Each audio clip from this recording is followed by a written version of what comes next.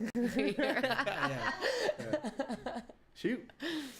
Peta. Yo. Welcome to the show. This is it. This is the podcast, and we spent about this last 7 to 10 days like seeing each other here and there. I would say, yep. Yeah, and it's I wish Rose was here to like kind of share that story of how you ended up here, but how about you just share that story of how you ended up here? Oh, Rose, I will speak for the both of us. I love that girl. I'm excited she's back from Chicago. Yeah. So I work for OI, Organic Initiative, which is a New Zealand company. It started about 2 years ago, like 2015. The major goal with OI is to remove plastics from all hygiene products. But we're starting with feminine hygiene because feminine hygiene, periods, menstruation, it affects over 50% of the global population for over 50% of their life, and they have no choice about it. Right. And according to the FDA, sanitary products, right? So I'm talking tampons, pads, liners, menstrual cups, they're classed as medical devices. So that means that basically brands, manufacturers, they don't have to state what they put in their products. And we're like guesstimating. I mean, you can see it in medical trends and history, but about 30, 40 years ago, these products switched from being natural fibers to 100%, or over time, 100% synthetic fibers. PTE? Is it PTE? PE kind of synthetic plastics? There's like an insane amount of chemicals. Like the list that I could pull up is probably like about 30 or 40 long that I don't even know how to pronounce. Yeah. Hey, what is the main? See what the main plastic of that's manufactured in. Main synthetic plastic that's manufactured in the United States or worldwide, at least, right? For most things, it's just put everywhere. Like women's products. Yeah, like there's viscose, right? Mm-hmm. Like viscose is a big one that's in there. I think it's like polyethylene. Mm-hmm. That's what it is. Polyethylene, right. Probably propylene, I don't know. I mean, I should. All I know, and like really the only major thing is that, like for me, is like it's not natural, right? And like they say we shouldn't put plastics in the microwave, right?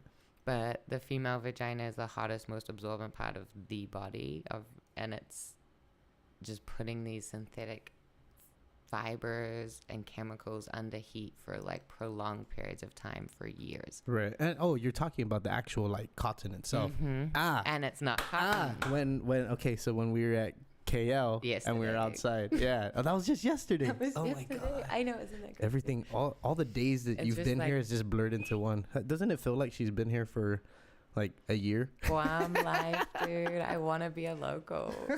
Kai and I are talking about that actually. We're like, what's just like 1 year? You know, I can move to Guam for 1 year and see what happens. See what happens. You never know. You might get married. You might find that baby daddy. I got my little Chamorro babe running around. We'd be at the beach. We'll be living down in an Araha, cooking like bread every morning out of a hot new. Oh, how was that experience, dude? We'll go back to the whole why you're here. Right. But yeah, how was that experience? Dude, it was amazing. So Sunday, was it Sunday? Sunday that we went, and then you went by yourself on Monday, right? I went by myself on Monday. It was cut pretty short, but I got to go. Did you know his name was Carlos? No, that's why he kept saying Uncle Los. That makes sense. Yeah. But when we were there, I was trying to remember. I was like, oh my goodness, what is his? What's the first name? I knew the last name. So yeah, Mr. Carlos Paulino. The sweetest man. Yeah. Ever. So if you don't know, he is the guy who actually started Gef Pagu. I believe he built it. Right. That's what he said back in the 70s and 80s, and he's just been the keeper there the whole time. And there used to be money going through there. Yeah, but and not so much anymore. His family home used to be right there, like where that hot new was. That was really? Where his family home was, and it got destroyed in like the You know, he was talking about like that late 1940s. I think it was, or like early 40s, maybe 40. It was like I think it was 42. There was like a massive. Was he alive storm. then? He was like 6 years old. Okay. And then actually that Monday. Oh, he's a when war survivor then. Yeah, dude. Ah. No, he's like seen some stuff. So yeah, he said like a woman gave birth. That like there was like a lot of like people that were taking refuge in their house. Like you couldn't even sit down. Like, During the war? No, during this one storm. Oh, during the storm. Okay. That destroyed like 90% of the village. And eventually like their home, and that's when they moved. Yeah, they sit right on the bay, right? Yeah. So a lot of the wind would naturally go through those areas like pretty easily. You see it down there, right? From like being up here on this side in the north versus being, wait, what side? So we're on the central. We're technically on the north side of the island because the northwest. So this is north. So we're in the central part of the island, but if we face this way, we're facing north. Yeah.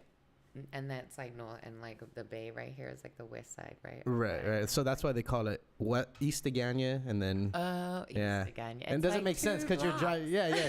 Because you're driving north, right? You're like, I'm driving towards the northern part of the island, but it's called East Agania. It's just because the way Guam sits. When you're on that road, that direction you're actually going, or it is the east side of Agania. Right? Yeah, that makes sense. Same village. They just call it. How many blocks are there in Agania? Like, Matt, can you pull up a map? Like, I'm like legit curious. Yeah, I mean, pull up a for real map of Guam. Yeah, and like Agania, you know what I mean? It can be just a Google Maps. Doesn't have to be a. As long as we can zoom in and I can count them blocks. No, but okay. So my second night here. I don't know. I think I was joking about how much of a local I was. Oh, how far we've come. And someone, I wasn't. I just think I was like saying how at home I was. You know, I was like, I feel so good here. Yeah. You know, like with like. What do you think it is though?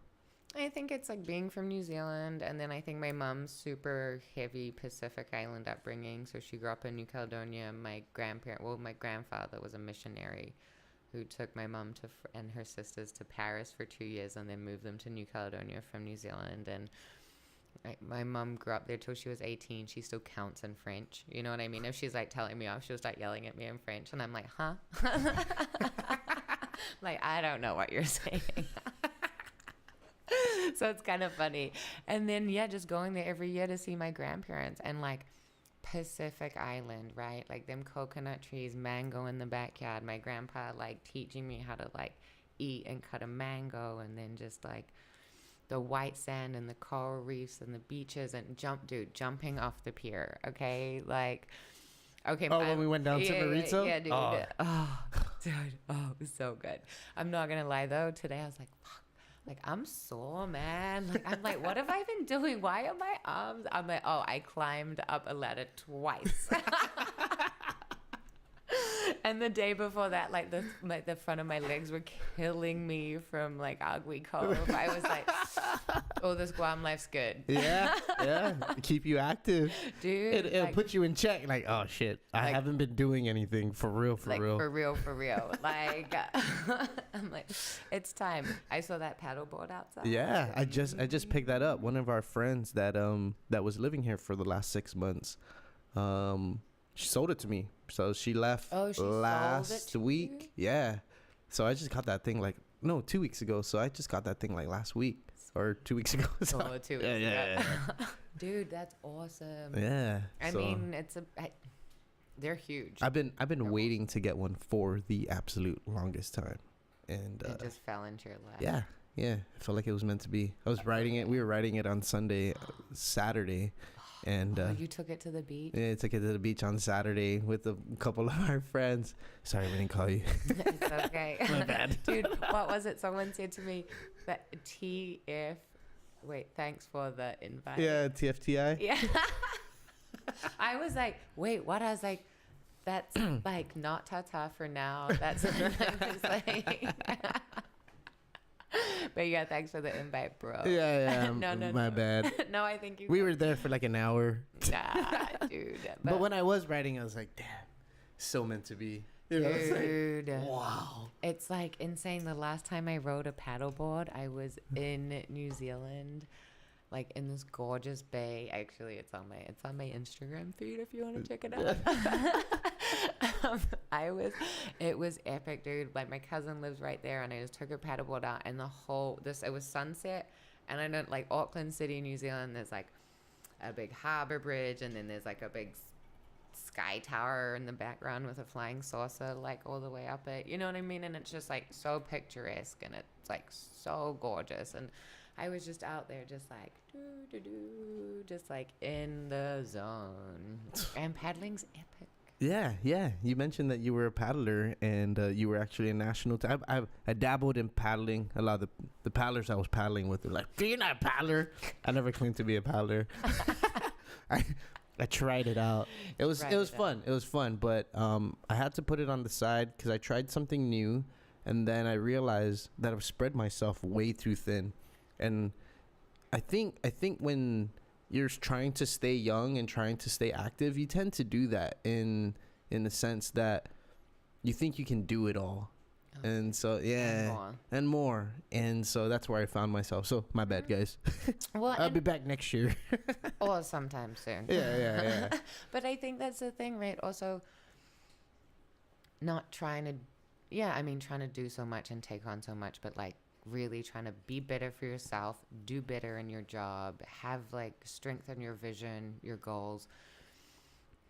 It's hard to commit to like a team sport. Correct. You know what I mean? Because you've got other people relying on you when you're also putting so much pressure on yourself to like come through, show up for yourself. Be there and do that's 2 to 3 hours every couple days a week. Yeah, you know? and then there's like races, the extra trainings, and then you become badass, and then you're going to like, you know what I mean? Like, right. I think after a while you need to evaluate, you know, what you need in your life at that moment, because, I mean, it'll take. One of my friends was telling me he became a master diver in 2 years. I was like, how many times did you dive? He's like, I dove like 3-4 times a week. Yeah. And that's the kind of dedication, like something like that. If anything that you put yourself through, if you expect to be good at it, that's what it takes. Yeah. And you so have to show up every day and like be there. Yeah. Even like, and fight the battles, you know what I mean? Yeah. I started jiu-jitsu earlier this year, and I was going good at it, being consistent and stuff until about April and May, and then stuff for the podcast started coming up. I wanted to take my PE, you know, start studying to take my PE or preparing for it. Jeez, gosh, let's not get there. I mean, you know what I'm gonna say. Yeah. And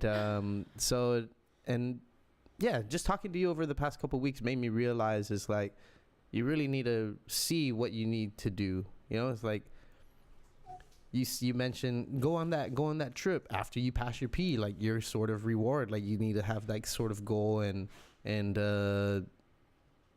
be able to reward yourself for certain things that you do. And that's when I felt like, fuck, I am really like trying to get into a lot of stuff, you know? Well, and it's you're never not growing and you're never not learning. You know what I mean? And I think it's like, how do you structure that to a productive manner? Right. You know what I mean? Like, and then like all senses of the word, dude. Like all the time. This is something that I'm trying to be better at now, is like not screwing myself, like not leaving my receipts for like a month and a half to like enter and like, do you know what I mean? And like figure get the voucher back. You know what I mean? Yeah, no. Yeah, I wish, dude. I wish. No, but like for work, right? If I have to like submit like receipts for like expenses or whatever, right? And I'm not that type of person. What is she using the company card like, on? I need those itemized receipts, and I'm just like, I was like, CFO, I was like, yeah, I'll get that to you. I'm just, you know how much I love doing it. She's like, yeah, I know. Yeah, but let me dedicate 2 hours of my day to this. And it's no, dude, because it's like I've left it for so long. I'm like, this is now like a 6-hour task, or it feels like a 6-hour task. It's like these, like, I'm like all these store demos that I've been doing here, right? So I go to every store, and every person I talk to, I like write down like I don't like transcribe the entire conversation word for word, but at like key points, like age range, what their like perceptions and feelings were, what the interaction was, like if I gave them one sample or two samples for someone, you know what I mean? And like I've like let that build up. I just kind of started filling in the spreadsheet today that I created for myself like last week to structure it. But it's like those tasks, but sounds like you need an assistant. Like you need a scribe. But see, that's the thing, right? So it's like I'm trying to put in the practices so my tasks aren't so major. Right. Like I'm just trying to be smart. Like if you need to send that email, right? Or if it's you, like, if you need to note something down, right? Do it. Like my like like going through your life, there's always those sayings that people say that stick in your head. I have one that's like eat the frog.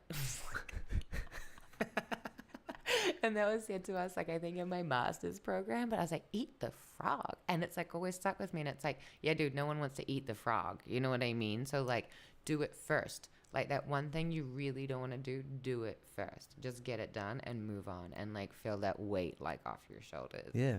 And then another one was like, the one I was actually going to say is if it takes less than 4 minutes, like just do it.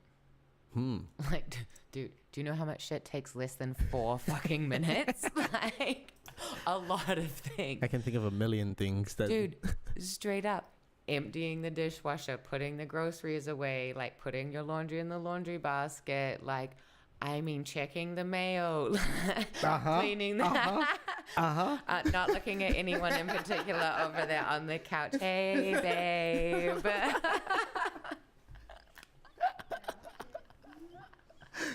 I mean, we all got our things, right? Yeah, and even, I think it's creating efficiency.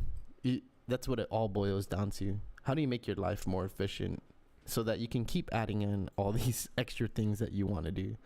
And, if you let things build up, then that's what eventually it'll lead to where you're stuck with the 8-hour task one whole day of just trying to... And then you spend like 16 hours like thinking about it. You know what I mean? It's like, I really don't want to do this, but I have to do this. And you're like... Oh. Okay, map up again. Oh yeah, that's right. Okay, so can we... we need like a drawing tool. Do we have like a drawing tool? Okay, here we go. I'll just point with my finger. Oh, just zoom back in. Guam. Look. We should do a comparison of Guam to New Zealand, of how remote we both are.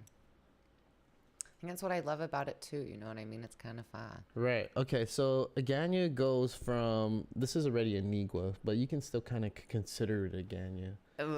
Technically? Sort of. I mean, depends on who you ask, I guess. I don't know. So this is about... So are we in Aganya right now? This is Aganya right now. Yeah, we're in Aganya, so we're about right here. Okay. Can everyone else see this? Okay, so we're about 1, 2, 3, 4, 5, 6, 7, 8, 9, 10, 11, 12. Highway 4 is the block? No. 13, 14, 15, 16, 17, 18. I don't know. I'm just counting the grids. All right. Yeah. I think the grids is a fair call. Yeah. But it's not your average size block. So I mean, you've seen this block true. Right here is actually that's like small. Pause.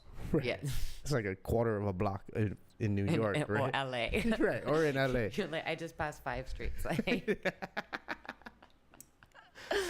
That's true. So yeah, I mean, Aganya's not that big. I mean, I've been saying like, in the city center. Right. I've transitioned. That's what you're... That's now how I refer to Aganya. You know, I really want Aganya to become that. You know, it should be a city center for where locals... It used to be. Why can't it be again? And I think it's all about bringing small businesses here and allowing people to sell their crafts or do their craft. And yeah, I don't know. I mean, it's create the economy inside Aganya itself. Dude, like downtown Aganya is Aganya. Yeah. It's so beautiful. Like, there's this gorgeous little like walkover bridge with like grass and vines, and it's just like, it's so... There's all these beautiful moments, and you do have like the museum and the church, and I don't know. Then you have Fashion Lingo. Yeah. Just like gonna throw that in the mix, and you have Mighty Purple, and you just had, and there's like that really like cute little bakery. Have you been over to Moses? I have not done Moses yet, Oh my dude. God. I am failing. Okay. I know.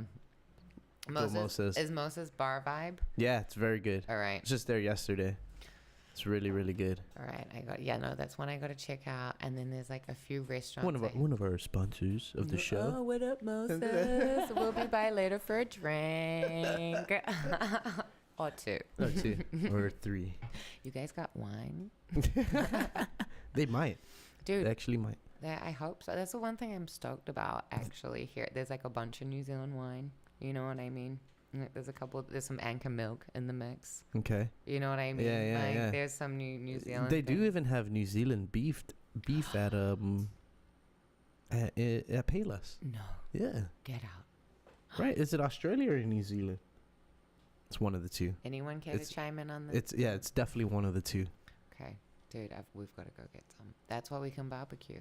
Okay. We have to figure out this. What's the difference? Is it any good? Grass fed?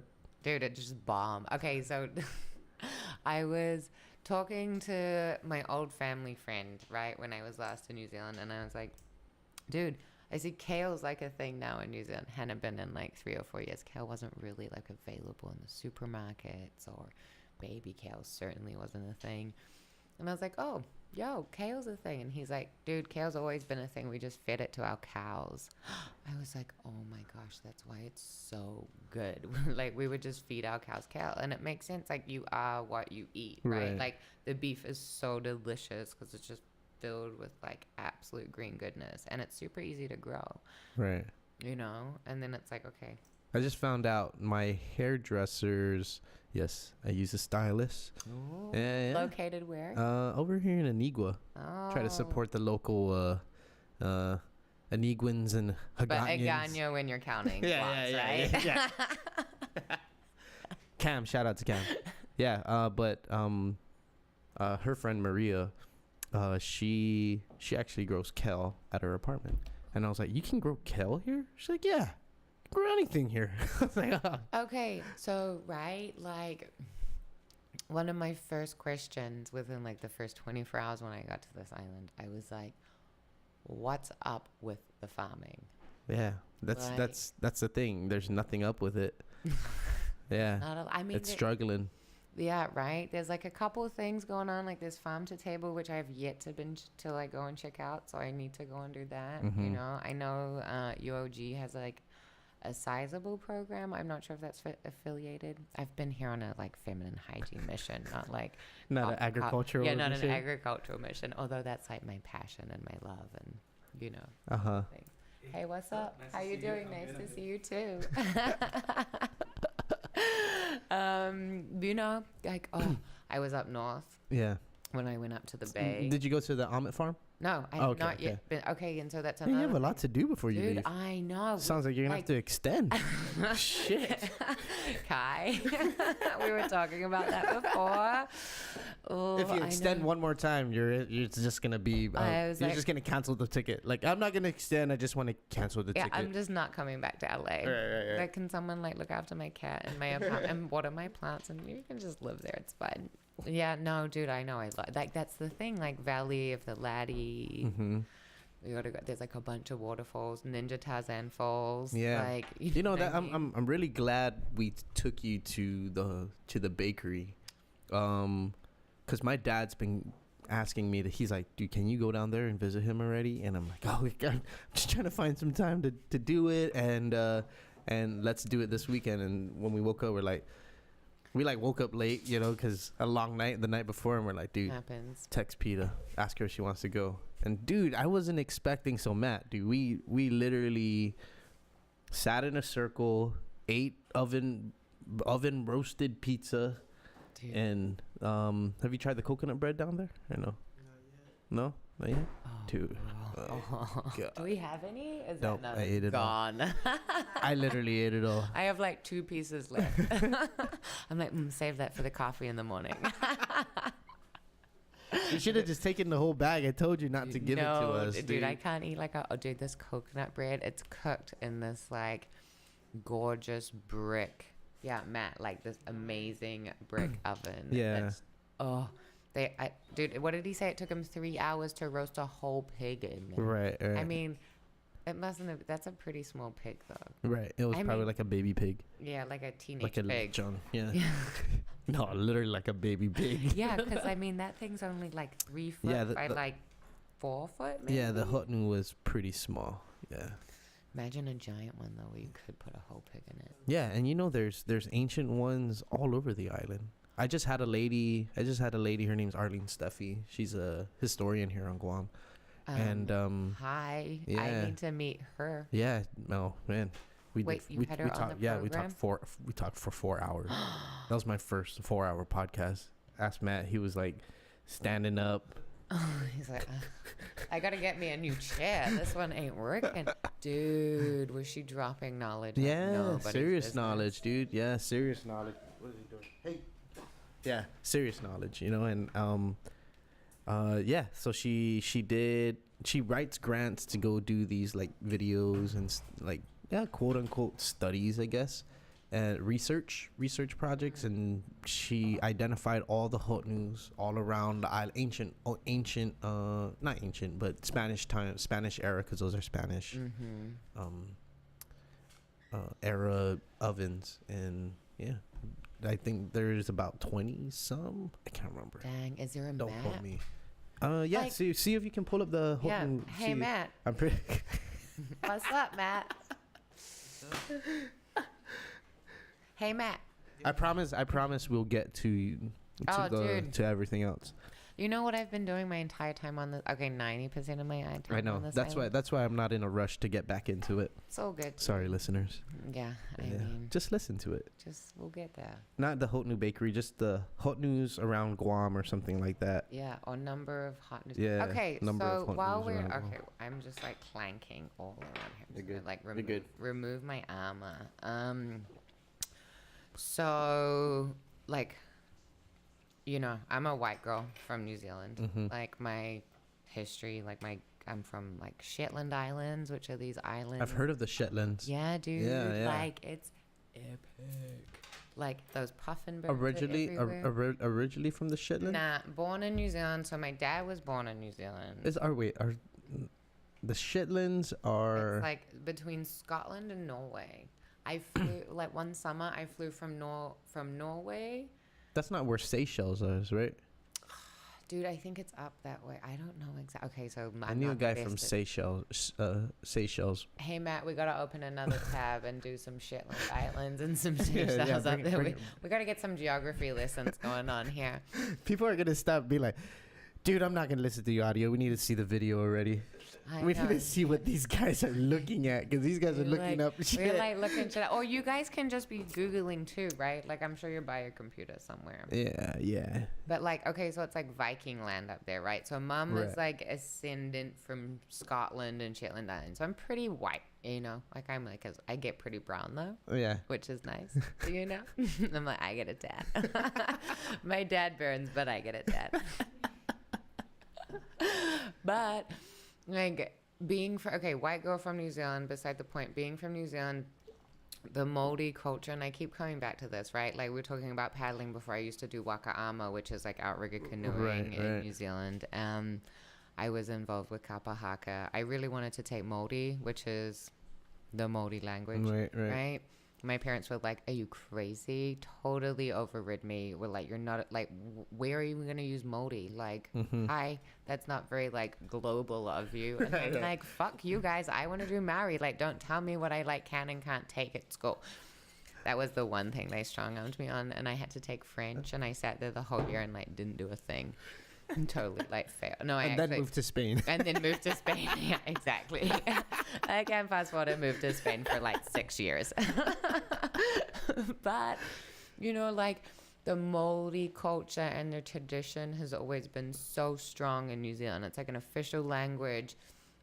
Like it's always been accessible, you know, like I'm not saying, yes, like the Māoris have had the easiest time, you know what I mean? But compared to the Aborigines, right? Like I remember seeing the first ever Aborigine, which was Kathy Freeman in the 1994 Sydney Olympics. she ran. She was the first Aborigine to ever compete, like, for Australia. And I was mind blown. Like, I can remember that. Like, that's fucked up, dude. Right. And then, you know, coming from New Zealand again, right? Like, just feeling like somewhat. There was a more unity between the whites and the natives. And I just felt like this affinity and this connection and just like this sense of like history and knowledge and like way of living and being that was so different from what we had now. And I think that's what I feel here too, is like, you know, globally, you know, it's hard, like living in Spain, living in America, you know, which is like America is built on diversity. You know, also being part of the Commonwealth. It's like, guys, like we have wiped out so much that now we're searching for, again, better ways of eating, living, plant medicine, like. And a lot of things that, especially in American Western culture, a lot of things that we've been taught and told has always been a self-interest thing that we're self-interest thing, not self-interesting, self-interest thing for the people who were trying to push their agenda and get the masses to support something that they were trying to push. I mean, scientists were actually lying. Medical doctors are actually lying about what's good for us and how much we should be taking in. Yeah. I mean, religion. Right. Like, like there's like been consumerism, like there's been all these mechanisms of control. And do I think now that music festivals are, what have you got there, man? We're just asking for a map there. Wait, no, but okay, right. So thanks for bringing it back, Matt. Hot New Bakery. So my point is that like where I was going is like there is so much of Guam that is like, okay, yes, the hot news are from Spanish time, but like there is so much to this island to explore and to connect with through history that like people are just missing out on. You know what I mean? Like, where's the map of this hot new tour? Like, right? Like, there's like a whole day where you get to drive around the island and like, who knows, maybe 5 of them are lit up on that day and you get to try something new at each one. And like, there's all these experiences that can connect you with history and people and time, and maybe it wasn't the best time, but it's history. And it's like, you know, what does Jeff Pago mean? Right? Like, where's my phone? Where is this? Like, I took a picture of it, but the essence of the meaning is like carrying the history through to the present. Right, and that's what he said. Yeah. Like, and into the future, you know, and it's not forgetting it, and it's not necessarily living by it to every inch of the rule, you know what I mean, of history, because you need to evolve and progress, but don't forget it, carry it with you, take it as a lesson, take it as an inspiration. Like, there is something everywhere, you know? Yeah. And that's I mean, just the fact that Guam has such a rich history, you know, the oldest living Chamorro that they found was 5,000 years old, right? And like, we researched this in the jungle, remember? Right. Oh, Dude, hey Matt, we went to God Al Cave, and that's the first time I've been there. You ever been there? No, not yet. Dude, missing out. If you're listening and you're not watching God Al Cave, I don't know if you can even Google that. I mean, I think you can. I think you people have probably taken can. pictures and stuff. I definitely of didn't it. tag it, but Yeah. dude. Wait, how did we get away from Shetlands? The Shetlands. I mean, basically that's where I originate from, but Okay. I still, and you know, maybe I need to go back and connect with my roots there, but like I feel so. But you feel more rooted in New Zealand than New totally. Caledonia, right? Totally. And for like, so like for sure, Right. like Pacific Islands in this part of the world, and this is my life. You Yeah. know what I mean? These are Yeah. my roots, you know, Yeah, even for though sure. I've been to, it's pretty trippy. I've been to where my great-great-grandfather was born, and my great-grandfather in the Shetland Islands in the same house. How long ago was that? With that 1800s? Oof, dude. Probably. Yeah. Going back to 3 generations. Yeah, I now, think 4 somebody did generations. Oh, right there. These are the 2 chiefs from the north and the south. Okay, so yeah, right there, Matt. Go to the top one. Go to the first one. The first one's better. Oh, there we go. Yeah. So this is like your chief from the north and the south. And their journey. Magalagwan and Chief Gato. Yeah. There we go. And their story. And we were blessed enough to be told this in the jungle. I mean, it's the jungle. It is the jungle with the waves crashing in the background. And probably like conservatively like 100 butterflies. Yeah. Just like hanging out on the trees. Like drinking beer. We're drinking beer. We were drinking beer. Corona and what? Asahi. Asahi. Yeah, dude. So, hey, dude, we were driving, Matt. We were driving over to the to the Godow's cave, and I had no idea where it was, and so we're following him, and he pulls into the store, that store, right like before a little liquor shop, right before Maze Retail in Gefpago. Yeah. That it looks like a warehouse sort of. Yeah. So we were thinking like, oh shit, okay, we gotta walk. In my head, I was thinking, okay, we gotta walk through the store. You know, there's a cave. You know, there's a trail behind the store and stuff like that. Dude, he's like, oh, I'm just gonna get some beer. You guys want anything? We're like, oh shit. Yeah. And like I went in and I was like, he's like, you know, you might not like my beer, and I was like, yeah, probably not. I like Corona, and that's probably it. But and I was like, let me buy your beer, and like him and I had to have like a little bit of a battle in the store. He wouldn't let you, huh? No, he was just like, it was a whole conversation from the minute we walked in to the minute we got to the cashier. And I also got Corona. I was like, no, dude. I was like, this is how it works. Like, you're taking us on a journey. Like, I get to provide you with some beer. You know what I mean? I was like, that's like a fair barter. I feel that's like a fair trade. You know? Right. And he was like, all right. It's like, okay, we got this. Yeah, man. I totally wasn't expecting. I mean, I've seen pictures. I've heard about it. I didn't expect it to be just right there on the water. And it kind of makes sense. You know, it's accessible. It's right off the bay. It's almost like an outlook, you know, like a post off to the side, and not really anybody can see you there because it's kind of tucked in. Okay, so story. The kids from Inaraha, that's where they go and like make out. No way. So I was like, okay, KL, kitchen lingo, what's up? Again, talking to one of the homies that works there, my babe. Yeah. He's always like, hey, babe. I'm like, hey, babe. We got each other.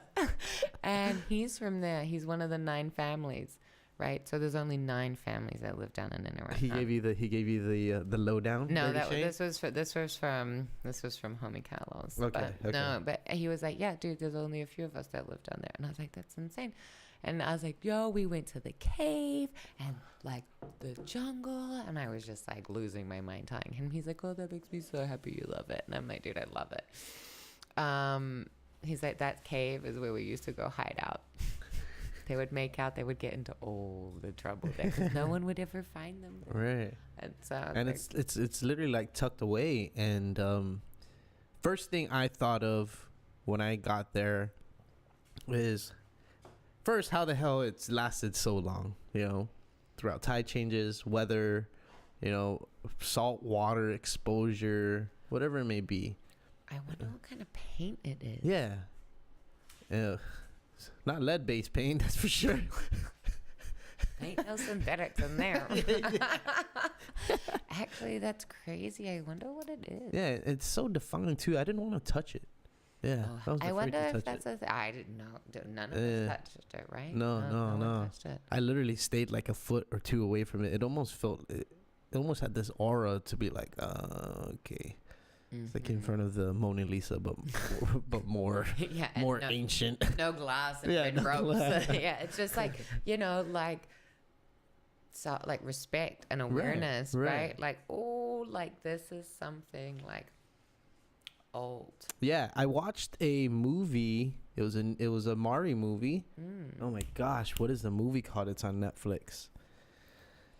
Anyways, you want me to stop? I don't know if I know them. There's some good New Zealand films out. Yeah, I've watched one at the Guam International Film Festival. It was about it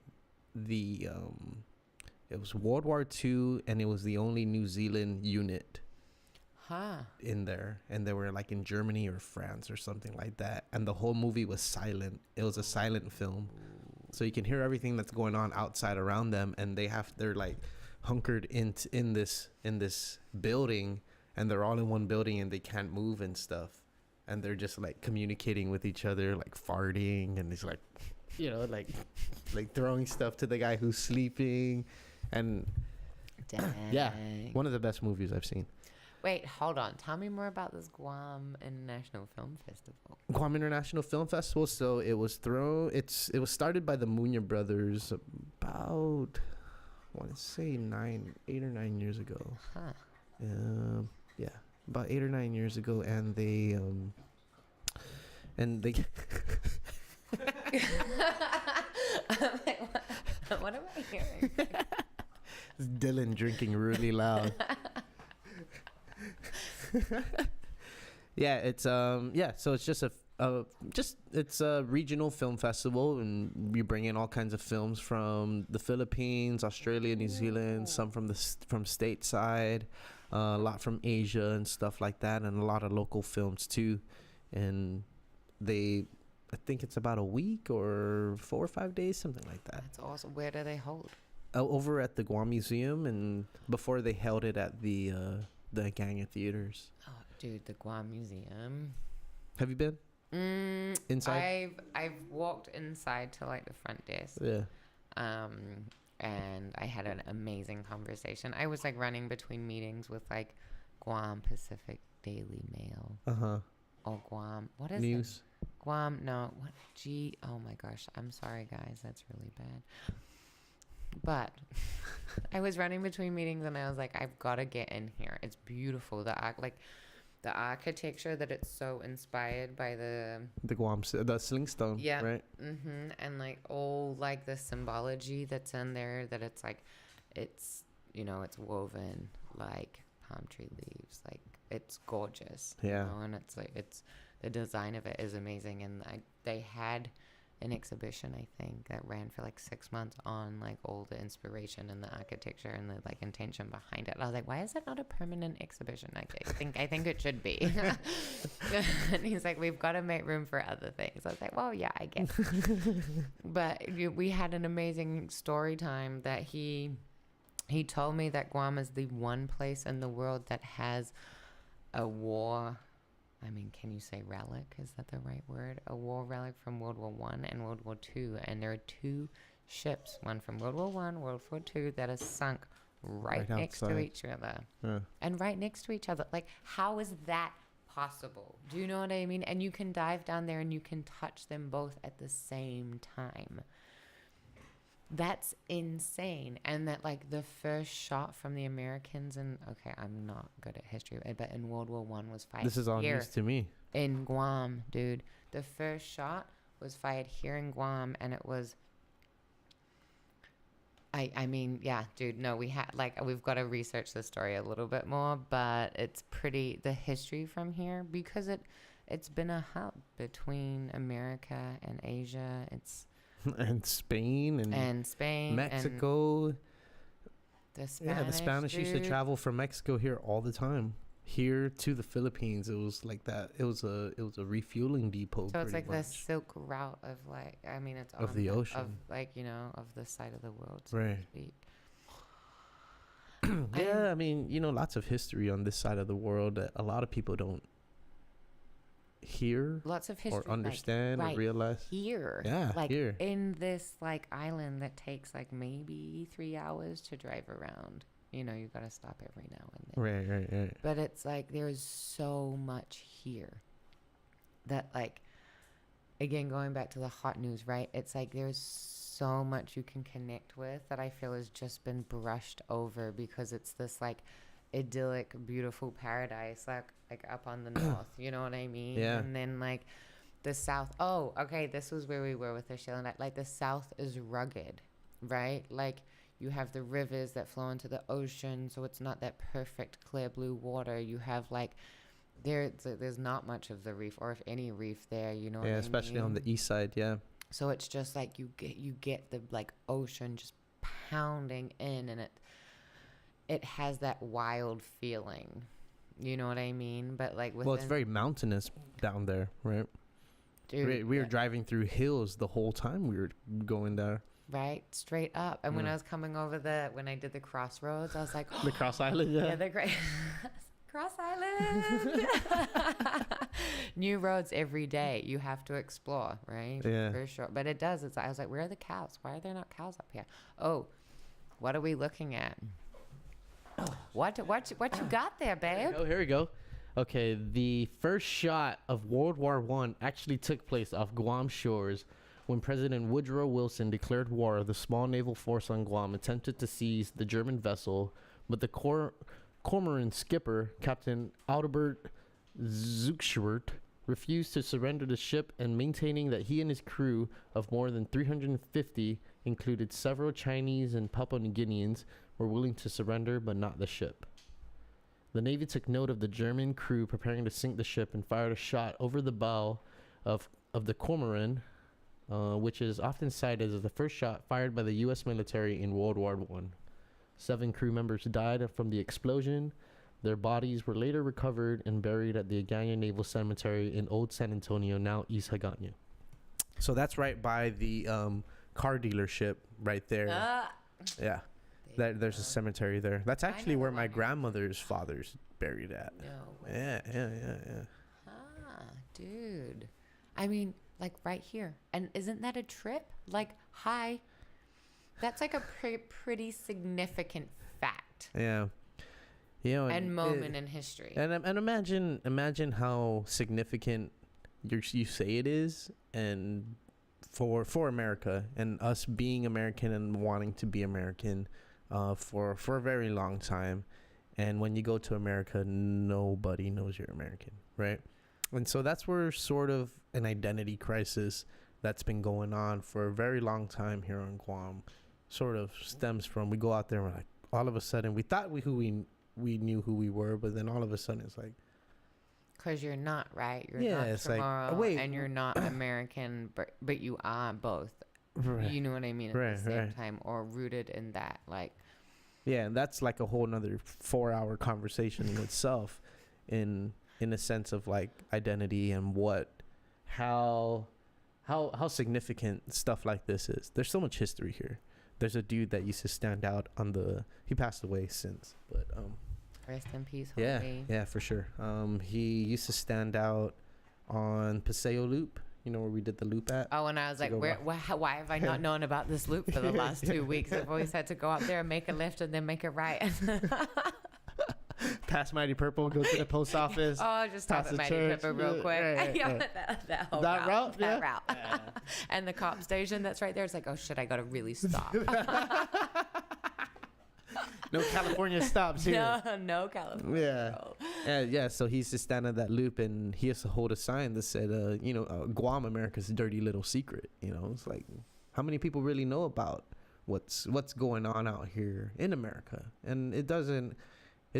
We're insignificant to what's going on, of course, out there in all the civil stuff and whatnot. But then again, I mean, you have it like, it's not like it's all in perspective and it's all relative, right? You know what I mean? And like, you'll literally see people who would call it oppression, you know? Here? Yeah. And you'll find people who feel that way, and you find people who don't feel that way, because still we don't see war, you know? Like, it's not here. And to be appreciative of those who experienced it, it's better not to have it than to have it. It's not that we've never experienced it.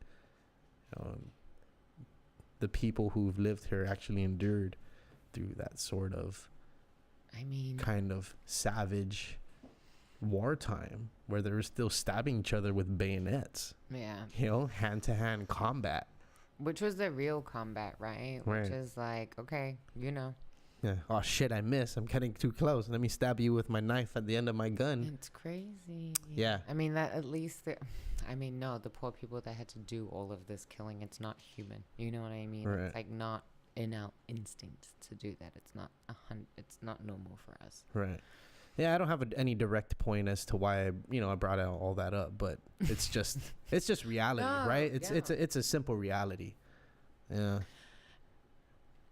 And I think Guam stands in like, okay, what do we fight for? You know, we have probably over 300,000, over 160,000 definitely people from Guam who have ties to Guam who live in the United States alone. So I want to say half a million. Honestly, I want to say half a million. That the population of Guam should be double, basically, like half of your Dude, people are overseas. There was a diaspora that happened, and it's still happening.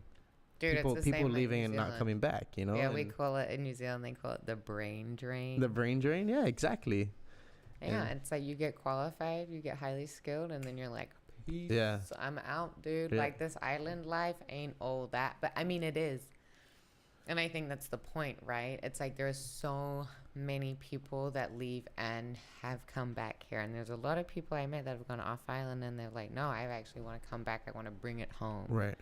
I know people like that, too. And, dude, I mean, I was one of those. You know, I was one of those that left, came back. Kai, herself, her best friend, or Rose is one of them, you know, and a lot of people I know, you know, it's like, and sometimes it takes longer than others, but man, if you're gonna die out there, it's like, is it worth it? Well, and it's perspective, right? Right. Yeah. Like, okay, all the things we're saying and all the like straws like we want to grasp at of like the roots and the culture and like what really like bringing the history to the forefront of Guam, and but the people and everything that it stands for in the positive light, right? You know what I mean? Like not forgetting it.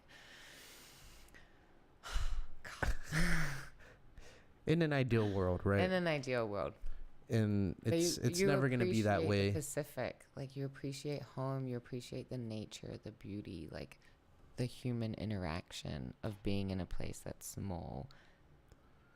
Yeah, and I think that's what a lot of people who do choose to live out in the States for long periods of time, that's what they hold on to, is that there's a significant part of the world to them and to each and every one of us whenever we leave. When I left, my pride for Guam went up 15-fold. When I came back, my pride for Guam went like, well, I'm here, you know? Yeah. And I'm trying to figure out, like, how do we change that? How do we make people proud to be here when they're here so that they can just stay here and make it better? Right. Like band together. And okay, so right, we have this conference. We have Inspired Guam coming up on Monday.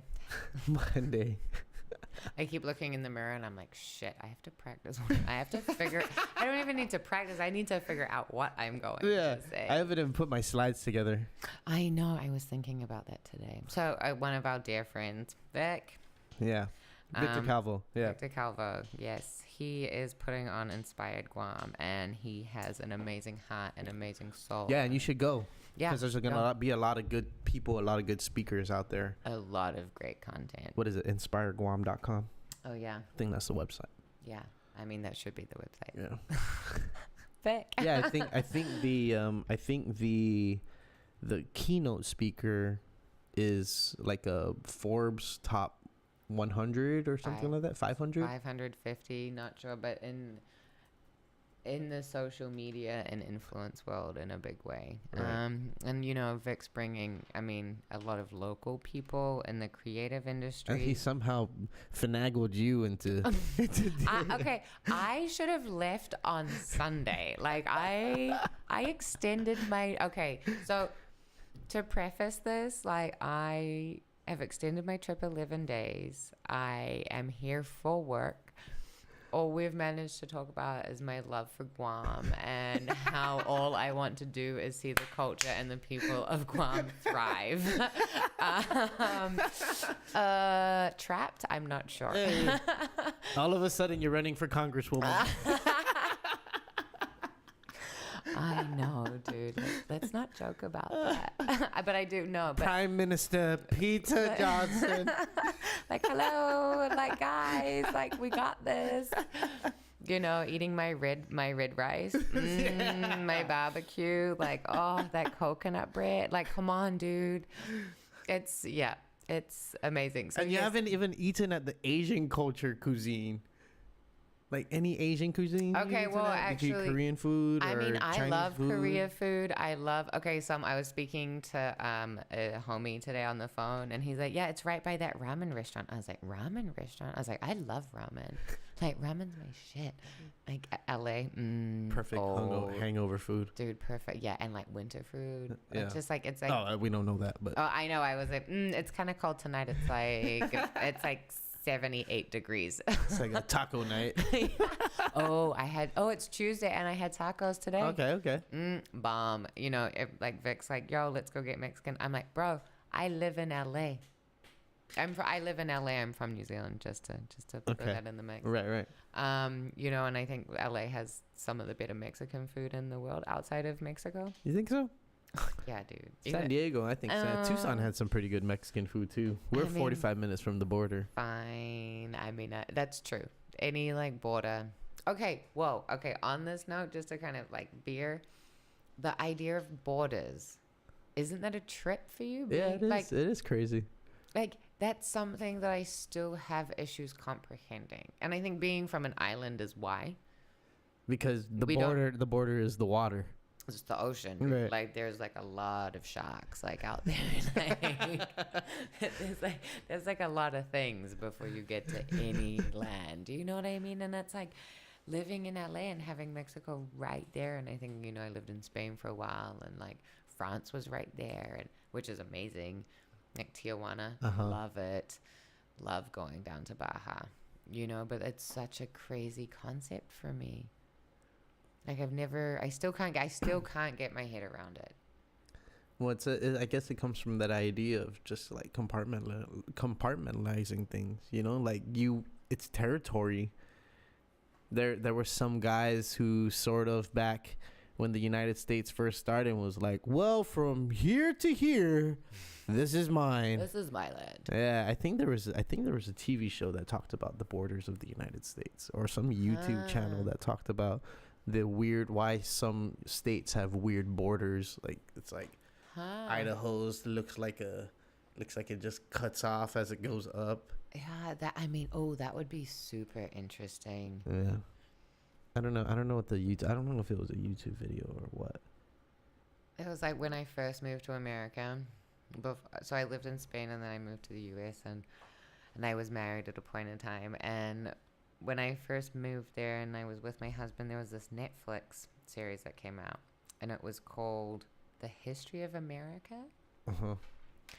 And it went from 13 colonies to like all into like Chinese slavery. And of course that like glorifies America, but you know what I mean? Like, and love America. Right. Great. You know what I mean? Certain parts. Love certain things about everywhere. Like, you know what I mean? Like, certain parts of America really badass. Yeah. Other parts, ooh.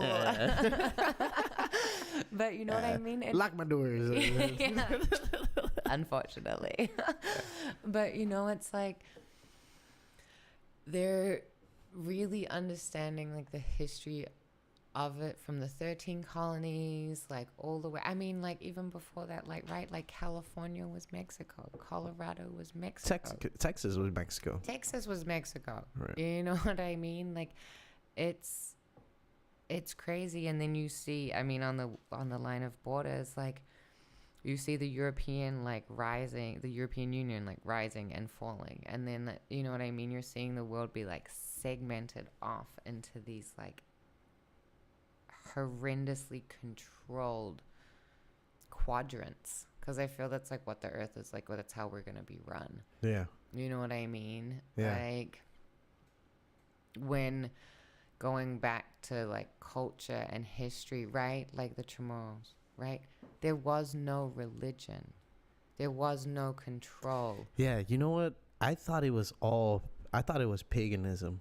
You know, that's what I believed, that for a very long time, that's what Chamorros believed in. Because if you listen to the legends of the brother and sister who sort of started Guam or came to Guam, so it was Punta and Fuuna. When we were on top of Umatic Bay, I wanted to show you the phallus. They call it the phallus. It's like considered the phallus of Guam. Okay. It's this rock that just looks like a dick. Yeah. And they tell me more. Every city has its dick, Right. you know? Right. And that's where they say sort of the seed of Guam came from, right? But Punta and Funa was a brother and sister. Brother was dying. Correct me if I'm wrong, Matt.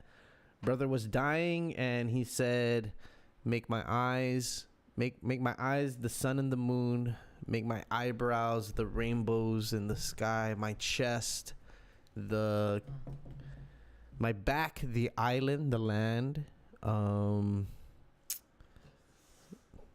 His Matt, chest. I don't even know. how we doing over there, what Matt? We doing, bro? What we got? Where we at? Where we at? Where we at? Oh, here we go. God, I can't believe I don't know this story. I mean, it's okay. Yeah, so that's kind of where it started. That picture kind of makes it look like they're lovers, but Well, I think that's some Photoshop clouds up there, by the looks of it. we keep going on super wild tangents. The listeners probably like, keep it on one subject. Guys, sorry. Yeah. It's okay. We'll get there in a roundabout way. I mean, we really should be talking about we should be talking about anything. It's okay. Okay. So, according to the Chamorro people, a very long time ago, this is from Guampedia.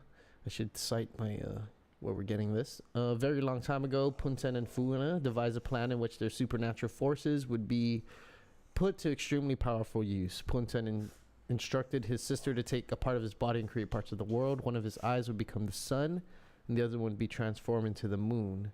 His eyebrows would become the rainbow, and his back would become the earth. So this is basically the creation story of Guam, right? Of how Guam was started. And that's what made me believe that it was more of a pagan based belief society, system, right? Yeah. Yeah. But according to Mr. Paulino, they didn't have religion. they didn't have religion. They just Spoiler alert. Yeah. They just lived. They fished, they hunted, they farmed. Women made coconut candy. Yeah, and it all made sense to me why they probably were so accepting of the Catholic faith when it came. Because now all of a sudden you had these guys who were spending time getting to understand. The first contact wasn't perfect harmony. You had to have these dudes, these missionaries, basically try to understand and communicate with the natives of the land, and then sort of bring God into their lives, or they didn't religion even into have their to lives. take them away from an existing belief system, Right? Because there wasn't. Right. Dang, dude. So there's no reason not to believe. It's like, nah, that's not true. Yeah, you're like, I got my own dudes that I'm like down with, but no, I never Yeah, thought about it like that. if you go over to Tinian, you can actually see the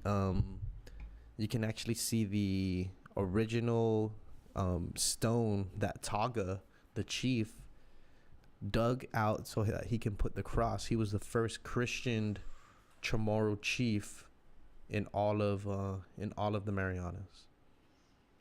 Yep. And so he was remember I was telling you he was originally from Guam. His father chased him off the island because he was so strong. And that whole, like, I'm gonna kill my son. Gonna kill my son because he's better than I am. So he moved to Rhoda and he built a quarry there. He became the most powerful chief there. Moved to Tinian, and now there's these 16-foot. He built 16-foot laddie stones, and built his hut off of it. Look up the House of Taga so she can kind of get. There were actually people on frigates passing by, and these artists would draw the House of Taga from the bay as they were docked in the bay. And so there's only one standing today. So click on the first one. That's the only one that's standing. That's the only one standing today. So that's the House of Taga. Go to the one with multiple. Is the video up too? Are we good on video? Yeah. So they fell throughout the years over in Dude. because of war, When wartime and stuff like that. But go to the artist depictions. Dude, I've. So these are go down a little bit. Yeah, that one. So these are actual artist depictions. And he built his hut on top of it? Yeah. I mean, that would be like... There's one where you can actually see the hut. Keep going down. Imagine how cool that... Oh, there, I see it. There's one here. Let's see. I don't really see anything.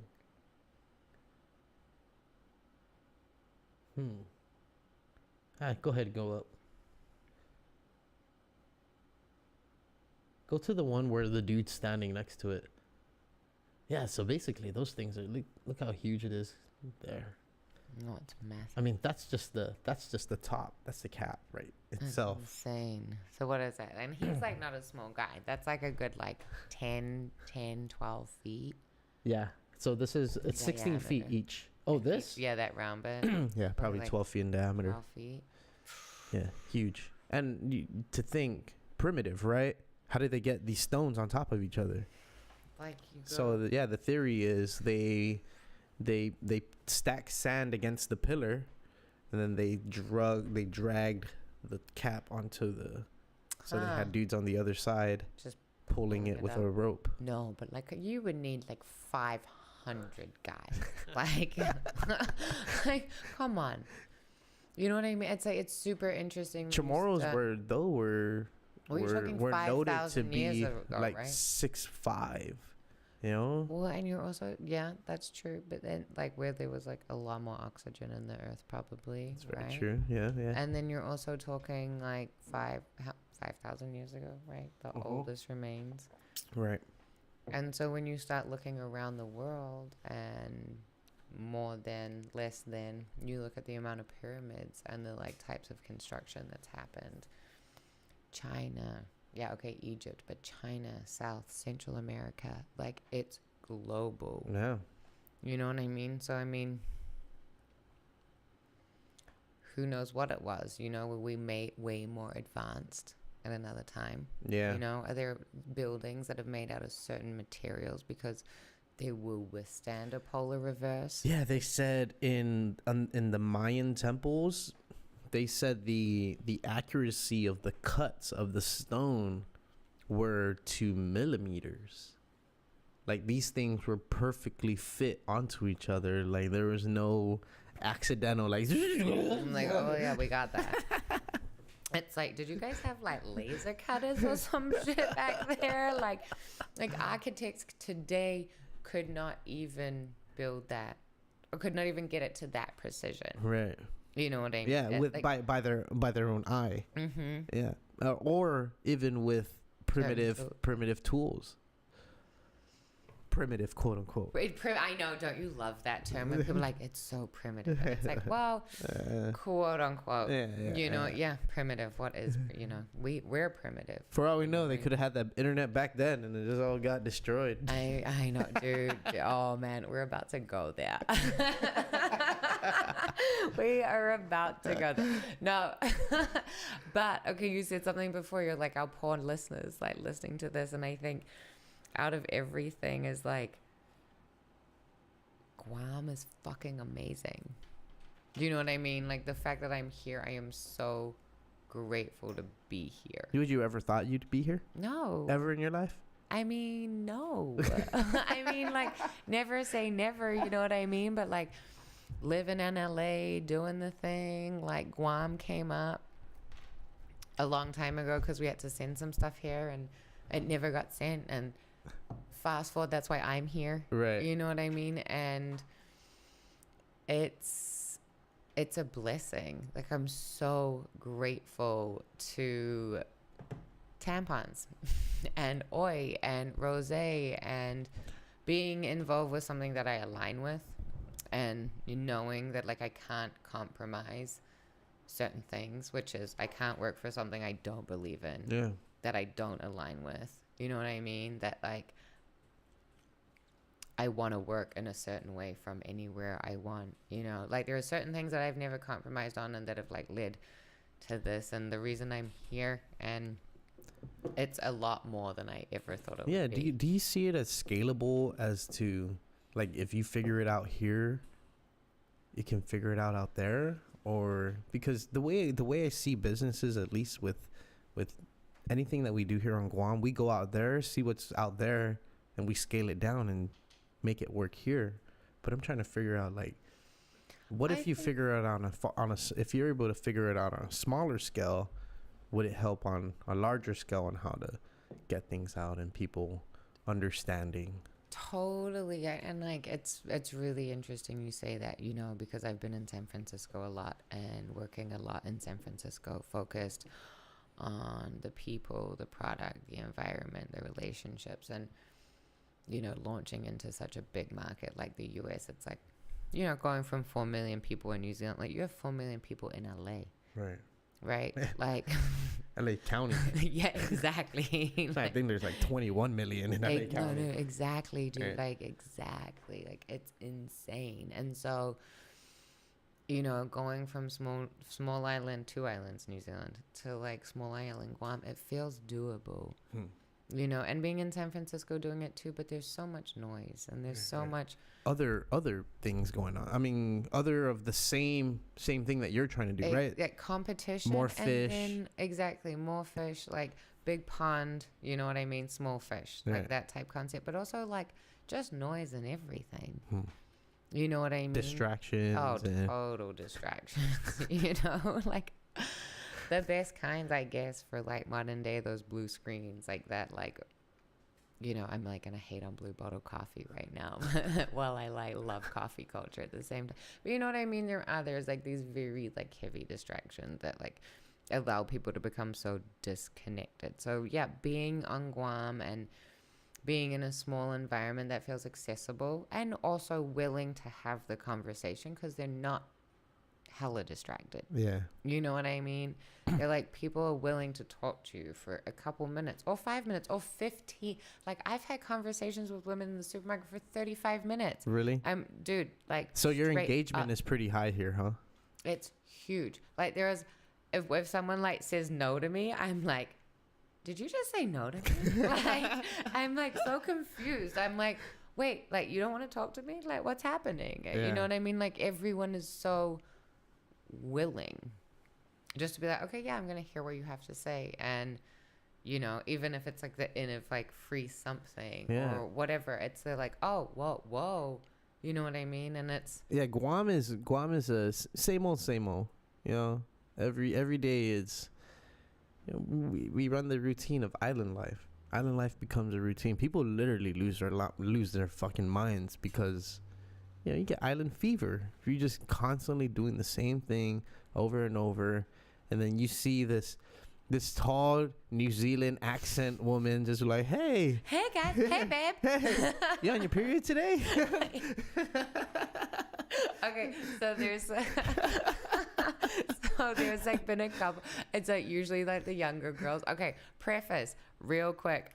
Listeners, I am here with Organic Initiative giving out... back to the first 3 minutes. Back to minute 3 of the conversation. And we're back.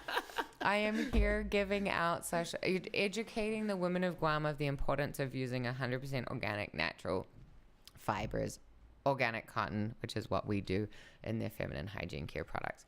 Making sure it's biodegradable, that it is made with bioplastic, that it you can burn it, you can put it in your compost, and it'll be gone in 300 years. Like a lot of conventional products have like the equivalent of 4 plastic bags in them, and each one will outlive us by 500 years. Right. So yeah, I was looking at I was actually doing my research today. Oh, and that's why I think putting me on the spot when I'm like, I don't know what's in it, dude. No, like, it's just bad. No, I think that's why PE came to my head and polyethylene came to my head, is that for all the polyethylene that's put into the landfills today, it'll take thousands of years. It will live thousands of years longer than any of us would ever live. No, that's like 10 generations minimum. Right.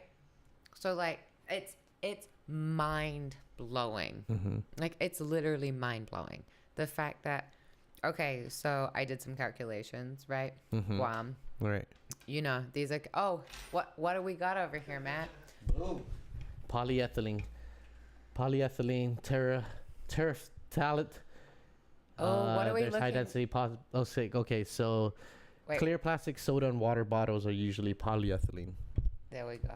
And high density polyethylene are more of the thicker plastics that are used for milk jugs, detergent bottles, juice bottles. And then you have PVC, which is oil bottles, plumbing pipes, and then I guess it's just the Goes down. right. Low density polyethylene is grocery bags, food wraps, squeezable bottles, and bread bags. Polypropylene maybe is what. Let's do a quick. Can we do a control F and see if we can just find like pads or tampons in this list? Control find. It would be the What option find. option find? Yeah, it looks like the Apple button. It's like a weird symbol. Them Apple computers. Yeah. Sorry, Search Master. You see it? But It's I that mean, weird. It's that weird symbol on the bottom next to the space bar. Control F.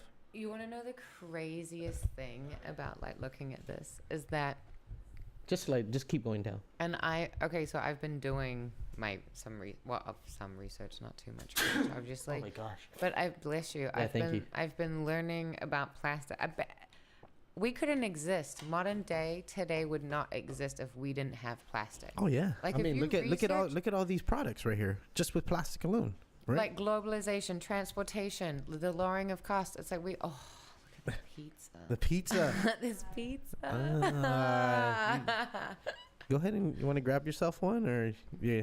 In a minute. Okay. In a minute. Oh. Yeah. How are we going for time? Have we just been rapping away for like a little too long? But like plastics wouldn't. They've allowed us to be where we are today. Be it. I mean, it's bad.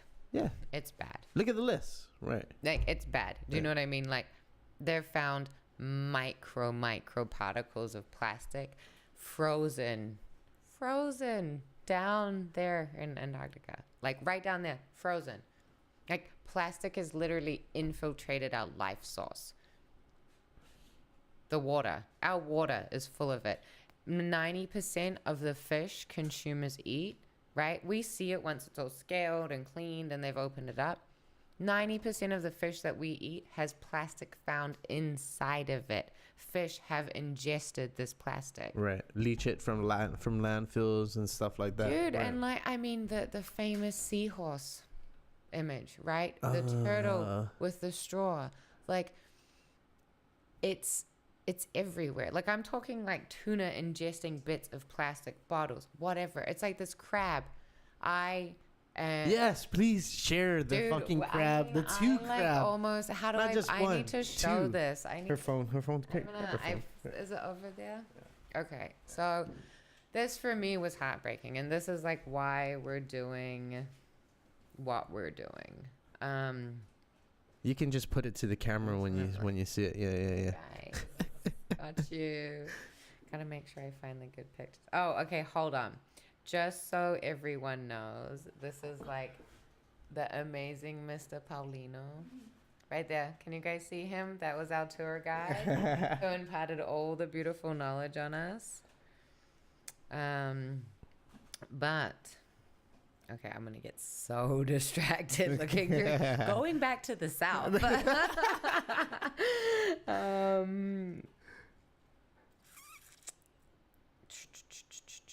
So I was staying at this hotel. Okay, so let's just look at what a real coconut crab should look like in its shell. Just for a little bit of perspective real quick. Okay, can everyone see that?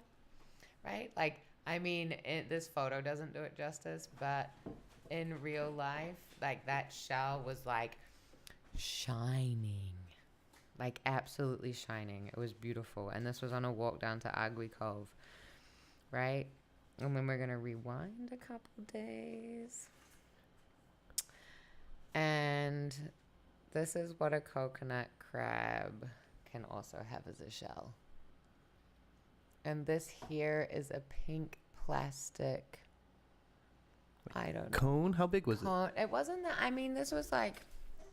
It had to be a hermit crab. It was probably a hermit crab. I don't know. Was it a land crab or a dude. hermit crab? That looks like a. Yeah.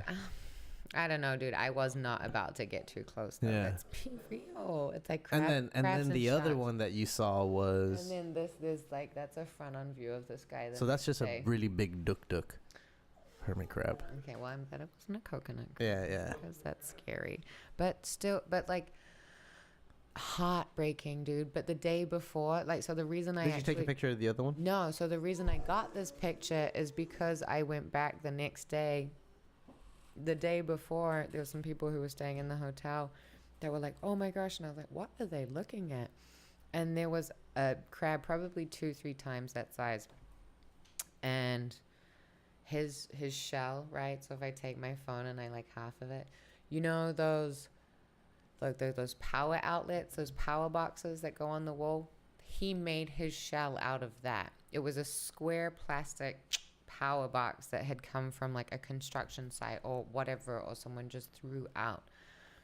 So like talking about plastic infiltrating things, it's like crabs are literally living in it. Women are putting it in their vaginas and crabs are living in it. That's the world we And that's the world we're living in right now. We laugh, but we laugh reality, because right. it's fucking insane. Right. Like, what am I saying? You know what I mean? Like you're speaking those words. Yeah, that like, should be a fucking cartoon. Yeah, like it should be where someone gets hit over the head and it's like bong. You know what I mean? Like, hi guys. So, I mean, that's what I'm doing here, is to raise the awareness about plastic. And what have you seen as far as awareness? How aware are people as far as the health? I mean, the people, women mainly, about the health of their body. And you know what? Like, they just don't know. Like, and I think that's what it comes down to. It's education, and that's like what I'm trying to push being here, right? Working with like the in the short amount of time, in less than a little over 3 weeks. But you know, meeting Peggy Denny, like, who is an incredible woman who's been here for 40 years, who has started like I Recycle. And by the way, Peggy Denny is at every event picking up trash, picking up recyclables, putting out those recyclable bins, and by hand. Dude, so I went after a store demo. Where was I? I think I was in here we go. Yeah, Manila. There you go. I'm getting there. You're getting there. That's the one I can't get. But I was at a demo, and then I went to the Junior Music Festival. The Fiesta, Junior Fiesta, right? Which was that's Matt's hometown. Oh, that's your hometown, dude. I like it up there. Driving there from the city center here, you know, I'm like, dude, straight up. What did they say about cute boys up there too? Yeah. Tell Peter what they say about Junior. What? Junior does roll. And that's been like that ever since. Since ever. Yeah. Oh, dude, Matt, love you. Love Junior. But I was up there and I was getting down with Peggy Denny. I was in my black dress and I was there. I was lining trash, but she was the only one.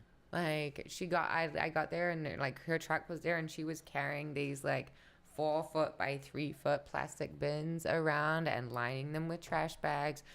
And they had like recycle and glass and aluminium. Oh no, you can't recycle glass here. And you can't recycle shit here, actually. It's like, I mean, let's not go down. I mean, we should go down that rabbit hole, but it's serious. Like, and she's like, oh no, I can't take this because they don't ship that to China, won't accept it, so we can't ship it off island to China.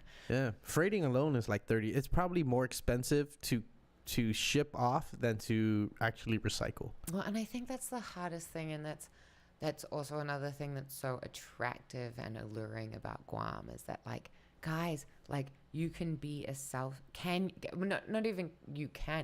you be a self-sustaining place? Can Can you? There are self-sustaining places smaller than this place and bigger than this place. So like, why not not break bands and cut ties, but how do you become more self-reliant? You know what I mean? How do you encourage growth and betterment within your food, your people, your culture? It has to come from the individuals too, right? I mean, you can convince as many people as you like, but maybe half the people will be like, yeah, sure, but half the people will be like, it's the same 51% that's dependent on government, you know, to take care of their livelihood every month. Yeah, the lazy, like Mr. Matanonia said, right? Yeah, or was it Mr. Paulino? He was like, the ones that will just eat the banana and not cook it, basically, even though it tastes better cooked. Yeah, and this was an older gentleman saying how there are lazy people here, and that's just what Guam brings. It allows people to be lazy. But then because it's so easy to be. Oh, dude. It's so easy. God. I send 5 emails in a day. I mean, like, I'm like, oh, cool, I did my job today. Going to the beach. I'm going to the beach. I'm going to go drink some wine. It's 4:45 on a Monday. Kidding, kind of. But I think that's why you know, and like what we're trying to do. Okay, so I did. Hold on. Yes, bring it over. I got some. We'll try and wrap it up. No, we're not. I'm not in a rush at all. Like, what do we have here? What do we have here? The special box of. Okay. Oh wait, there is a. Oh here. Oh, sorry, crash bang. All right, move the armor out the way.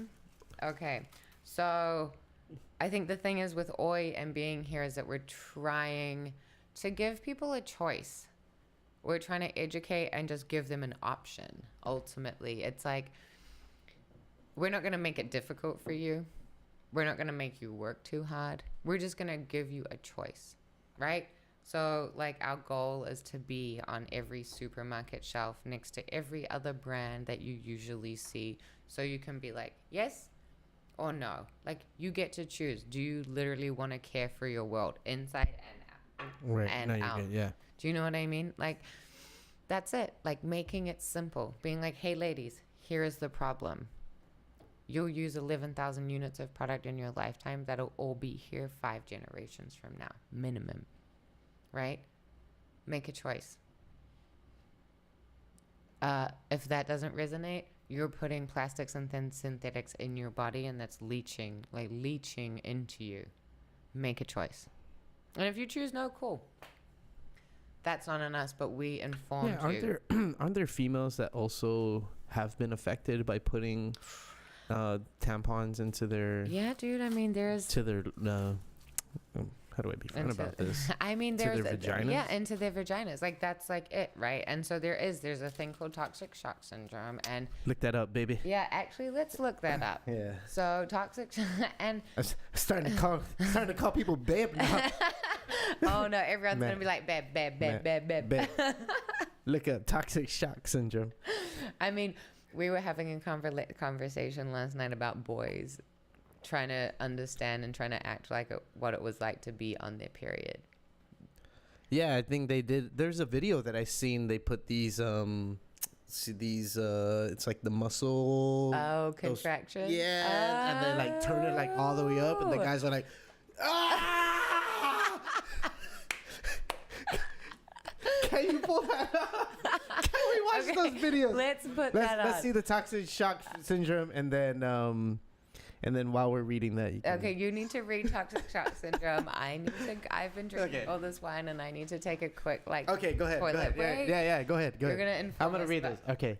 So, what is toxic shock? Toxic shock syndrome is a sudden and potentially fatal condition. It's caused by the release of poisonous substances from the overgrowth of bacteria called Staphylococcus. Staphylococcus.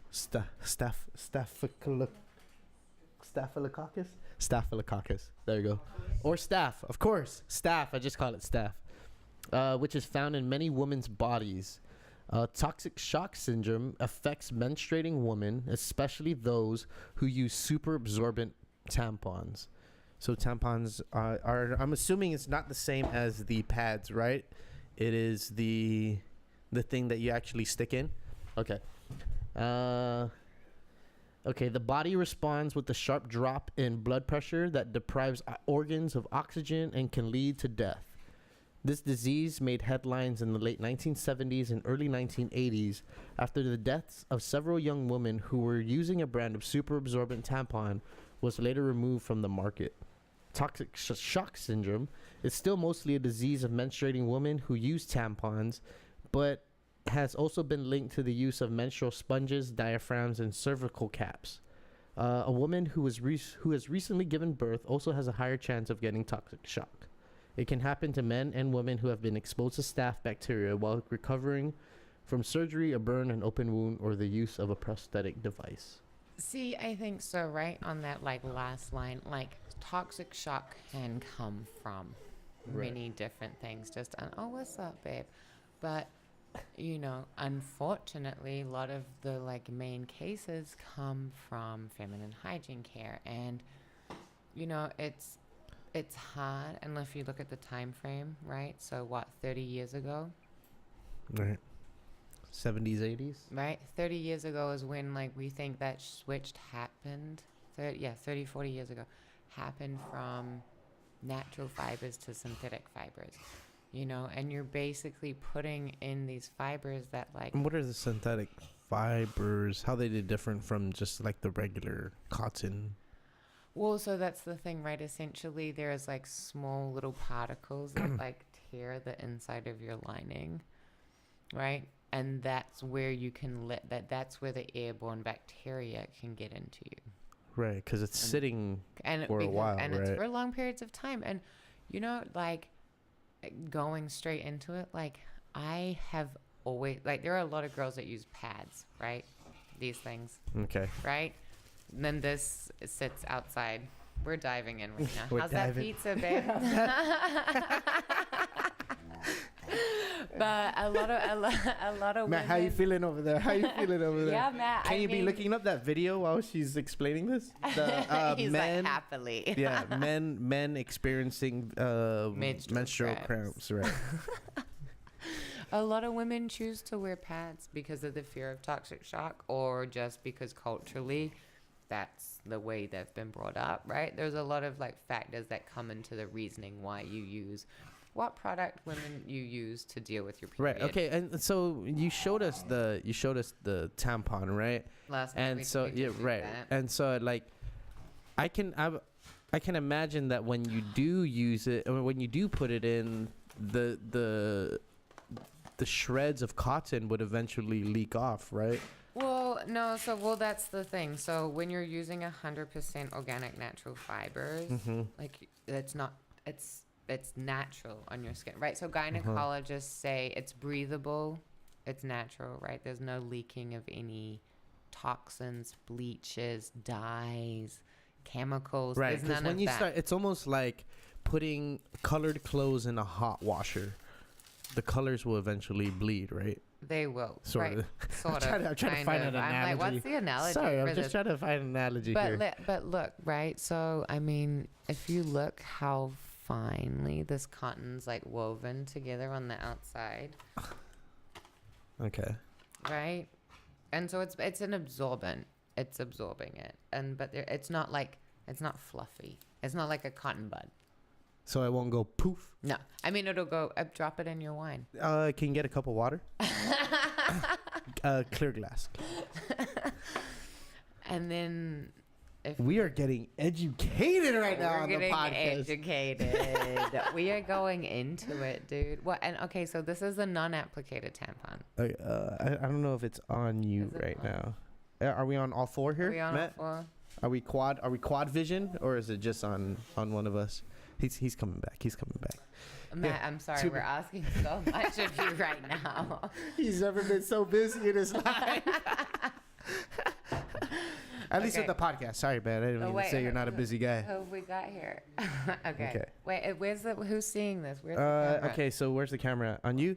Okay, My camera? it's on you. Yeah. Okay, so I just put it in. Here you go. Oh, wait, we should. Okay, so wait. Shoots. Sorry. Did I put it in too early? I mean, maybe, but we can redo this, right? So I mean, you also have the female form, you know, so it kind of expands to like a certain length. But Yeah. it Oh, you want to expands- pick it up just a little bit. Yeah. So. Everyone, tampon in water, right? Like that's what it does. So you don't. I mean, you can see it's not fluff balling around, right? If you were to rip it apart and you were to rip this like very fine, tightly woven layer of cotton on the outside, then you'd be flaking, right? Right. I mean, here, did I bring another one? For educational purposes, guys and girls. So, you know, just since we're in the world of tampon, I was explaining last night what an applicator tampon is. And it's this, right? And it's an applicator is like the cardboard for biodegradable purposes. Right. So, so contrary to the beliefs from last night, the belief last night was that the plastic actually goes into the vagina. That's what the popular belief was last night. That was the popular. So I had to educate some boys last night. Yeah. We're now men. Who transitioned to being men after learning about the applicator. There's like the applicator and the non-applicator. Same thing. Does the same thing, right? It catches your blood inside your body. Applicator, twist. And you push, and then you insert, right? And then you take the applicator and then the applicator is disposed of. So it's not even... trash. It's used as like an apparatus, so to speak, right? Okay. And then you have this... as exactly what the name is describes it. The applicator. To apply. Or insert. Yeah. Yeah. I mean, thesaurus that. Right. And then we have the non-applicator, which has no applicator, right? But so it looks more tightly woven than the... It is actually. Because of being a female. Kai, can you speak to this? Have you used a non-applicator tampon before? Girl, I'm gonna get you some non-applicator tampons, and you're gonna get down with us. Because if you mess up a non-applicator tampon, it'll like slip in. You can like get it back out and reinsert it in the right area. You know what I mean? Applicator. Once it's in, and if it's not right, pulling it out and putting it in is a pain in the ass, right? It's definitely like it's more flimsy in. Like it's more flimsy. Like I can pull this one apart, right? This and I can see how tightly woven that is. Even like that's like a bullet. It is, and I call it the bullet, and we call it a digital because you use your digit to like to insert it. You know what I mean? It's like just like pop it up in there, and so digital, right? Yeah. But it's discreet, right? Like it's ultimately set the string. The string looks like a party favor. Well, it's like, yeah.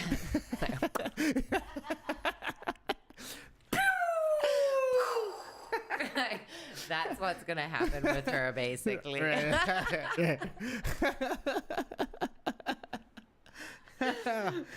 Oh gosh. But it's other than like a menstrual cup, this is the least waste solution to dealing with your period.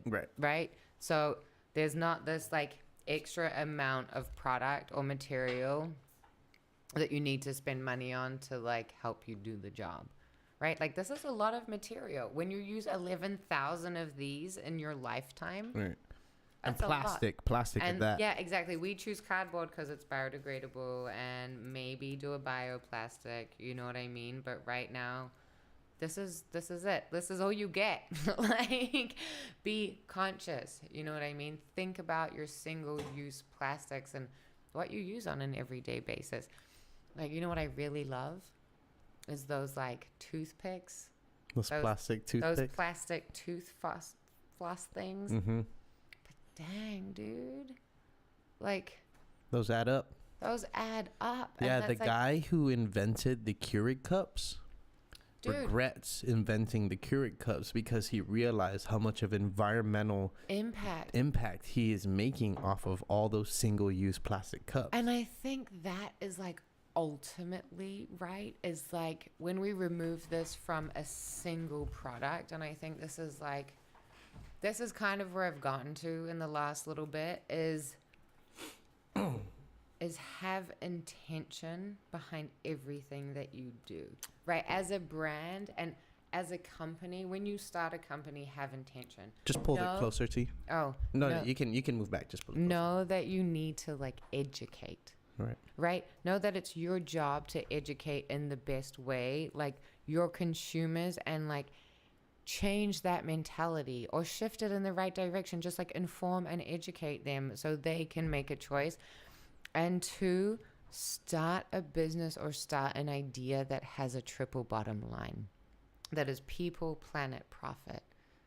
You know, and I've been speaking to some people and I'm like, well, hey, why don't you look at doing this? And I get it shrugged off because that doesn't drive revenues. And it's like, cool, but like that may drive revenues in a 3 to 5 year period. That money first mentality. It's always that money first. And we're not in a time where we can afford to think like that. Yeah. And if you're just thinking about money and that's all you can afford to think about, like, then we're royally screwed. You know what I mean? And you can get on, like, it's the normal now. It is the normal not to use a plastic straw. Yeah. It is like the normal to like be conscious as like in your purchases. Like, or if it's not now, it will be really soon. Mm-hmm. And as a business, like, wake up. You know what I mean? Like, look at the world and look at the shifting behaviors of consumers. And I think being in a place like Guam, like, look at the world you have around you. It's beautiful. Mm-hmm. Like, don't destroy that by like laziness or consumerism or just like not being aware.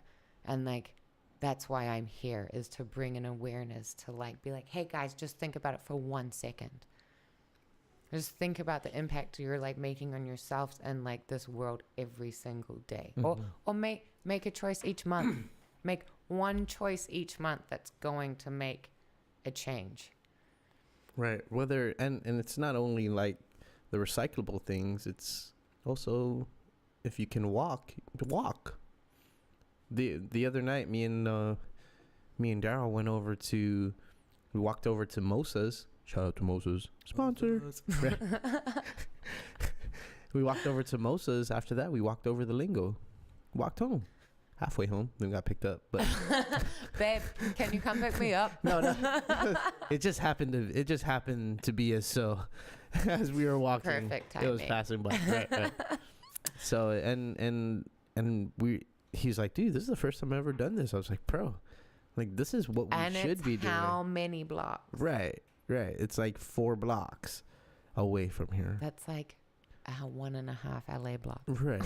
Yeah, for real. No, but yeah, for real. It's like every day, do you put your phone down at the dinner table and like actually try and disconnect? Mm-hmm. And like have a human interaction? You know what I mean? Do you, make those conscious choices? And yeah, it's hard. It is. It's tough. It's super tough, but you just have to make 1 or 2 a day. Yeah, I mean, it's easy as going to the beach, and every time you visit the beach, pick up the trash around you. I mean, even though it wasn't you that did it, every time me and Kai go to the beach, it's leave it better than you found. Right. No and that mentality will get us a long way. And if more individuals do that, then the better this place would be. Yeah, and I think that's it, right? Like, it starts local. You can't, and I think, you know what we were saying before, right? Like being in the US and then coming somewhere small where it's like everything feels accessible. Even though there's divide and disconnect, it feels accessible and it feels doable. Mm-hmm. Like, it starts local and it starts at home. It does. And if you can transfer or transmit like one ideal that improves someone else's life, like if you take away doing shit that takes you less than 4 minutes like every single day, like sweet, you know what I mean? If like 1 out of every 10 women I spoke to at the grocery store, every Payless on the island, what up Payless, thank you. But you know what I mean? If 1 of every 5 make a choice every month to change their world that month, and do something better for themselves and the environment, cool. You know what I mean? Like, because eventually it'll pay forward. People you will have see. to believe it. Yeah. You know what I mean? You have to believe at some point that doing good and influencing people in the right way will pay off. And that's, you know, you have to trust in humanity a little bit. Just a little bit. Just a little bit. Yeah. Dude, you got me when I was thinking about everything today. You got me on this whole. My friend was talking about plastic bottles, and I was like, "What about box water?" Oh, and do you know? then you I know started about box water? no, and box water? I've just well, oh, sorry, just from my research today is the first time I learned about. Hey box Matt, water. can we pull up a picture of boxed water? Yeah. So box water is actually a brand. It is a and brand. the website is called Box Water is Better. There we go. They don't sponsor the podcast, but they don't, but they're also. I mean, and okay, right? We can get down to it. Like, it's still foiled lined, right? But like, okay, it's not perfect, but it's a step. Yeah, but you can still recycle aluminum, right? That's the thing, you know. And I mean, it's sexy as fuck. Like, look at that. Yeah, it's like a square box. Yeah, just go to Box Water is Better or whatever. Yeah, Whatever. go to their website. Yeah, the website's good. And you know, and I think that's another thing too. Is like, oh, is that in LA right now? No. It looks like Santa Monica. That or looks something. that's a totally LA picture. LA represent. Oh, that looks like Oregon.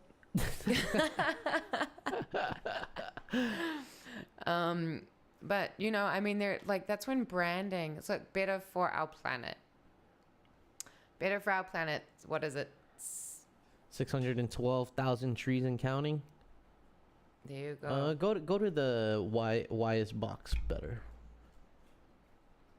I'm pretty sure they'll have a statistic on how much plastic goes into. Bottled water is convenient. The way it's produced isn't. Our boxes are more eco-friendly than plastic bottles and are more efficient to produce and ship. Every choice, again, it goes back to choice, right? All right. Allow people to have a choice. Every choice we make is a step towards a healthier lifestyle. Make box water one of your steps. Go ahead and scroll down. Or is that it? Oh, there it is. Oh, there we go. Keep going. Let's see if there's any stats on. There you go. 3/4 renewable raw materials. 74% paper, 24% plastic. I mean, 20% plastic. I'm assuming that's got to be the cap, the closing, right? The ring that you pull it off by. And then the 6% aluminum, which is the lining. Mm-hmm. Right. Yeah. And the reason why they put aluminum is that's what it's like a waxed aluminum, and it prevents it from getting leaking and getting the box soggy, the cardboard soggy. Mm-hmm. Go down more. Keep going down until they talk about plastic. Oh, no, geez, that's it. They don't. But I mean, you know, and like, yes, it's not. They're still using plastic. Yeah. But it's less. Way less. It's not 100%. No, exactly. You know what I mean? Hold on. As a part of trees. I mean, yes, planting trees, deforestation. I mean, we can go in it. But yeah, box water is, and there are solutions like this coming all around, you know. And I think the stainless steel straws, huge.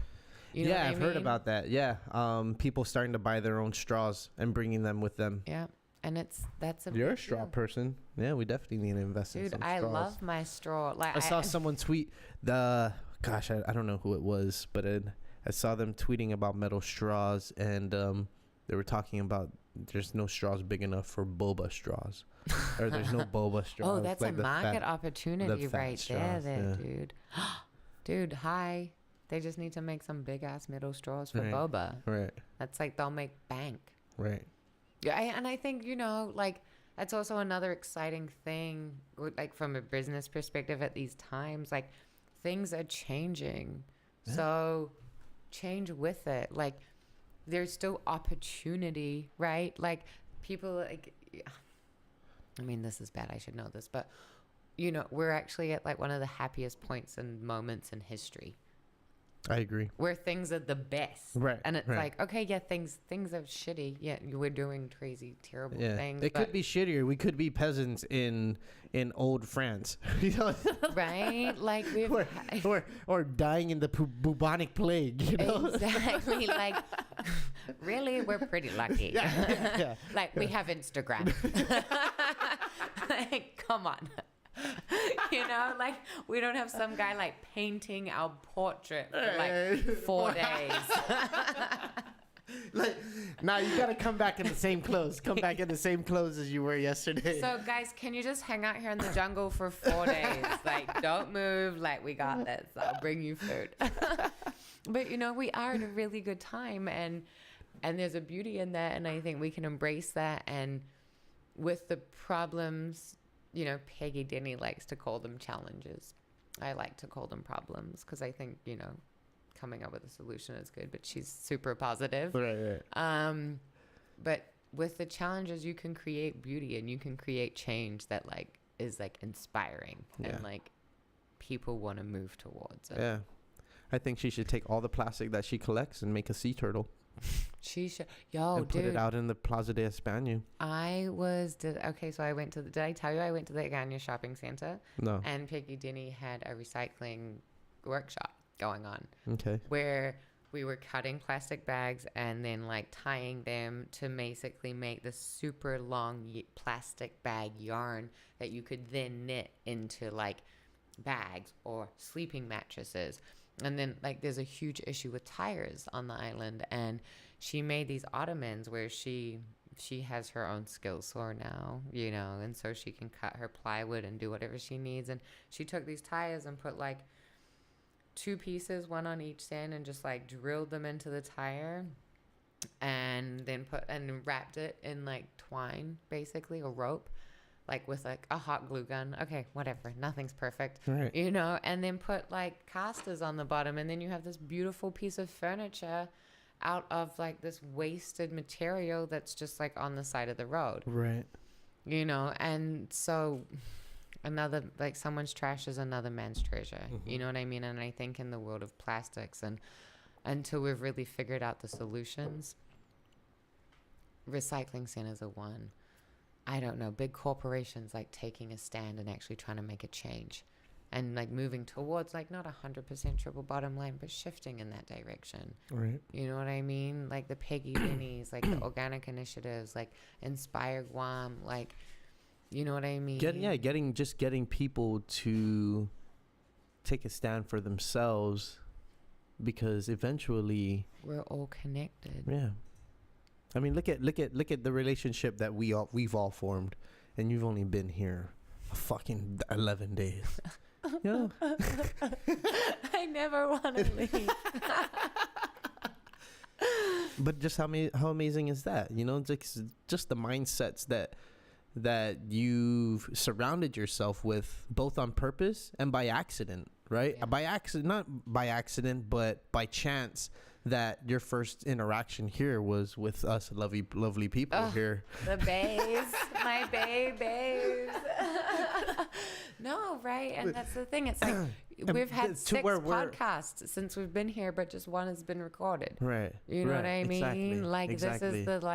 This is it can be whatever you want it to be. But right. Like, I want this to be my everyday conversation and my everyday interaction, where it's like, yes, like, what can we do? How do we push boundaries? Why do you think I'm all about the Monday night thinkers and drinkers? Dude, yeah, like, it's that's because like a thing. Even sometimes some ideas are fucking all out of this world, but dude, it's an idea.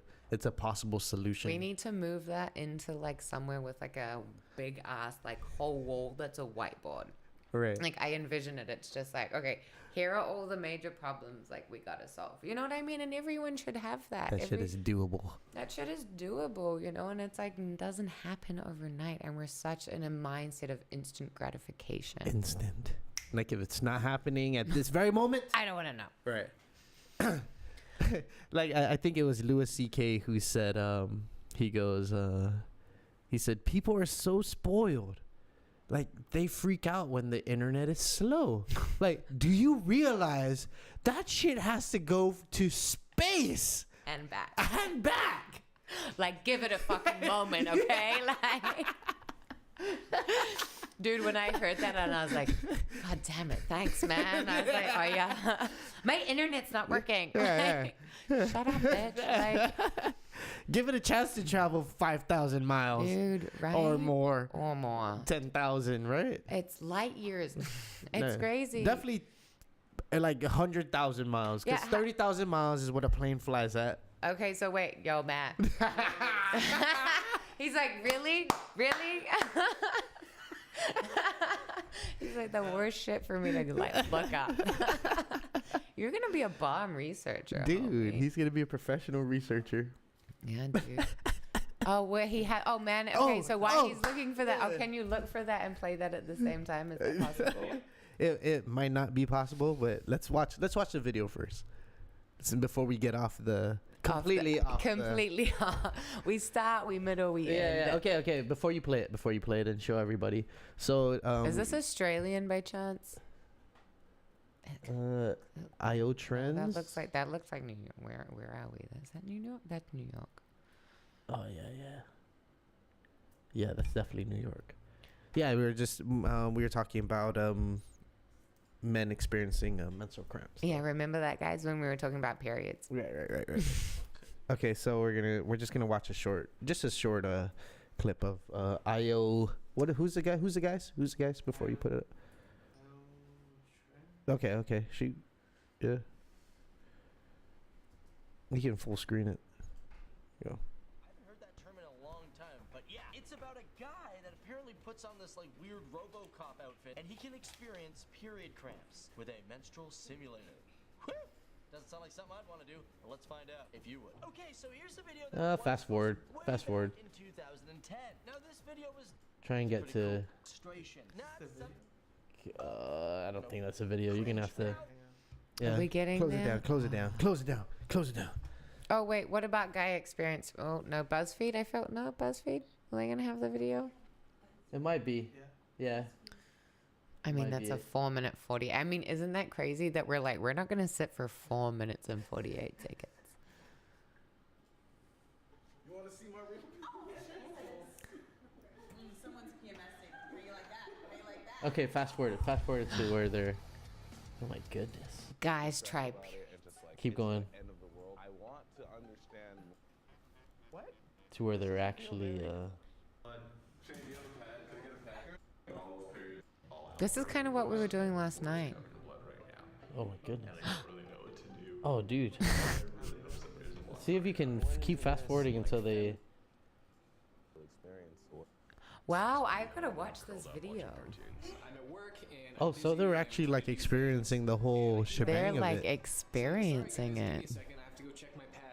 My goal for today is to have the same pair of pants by the end of the day.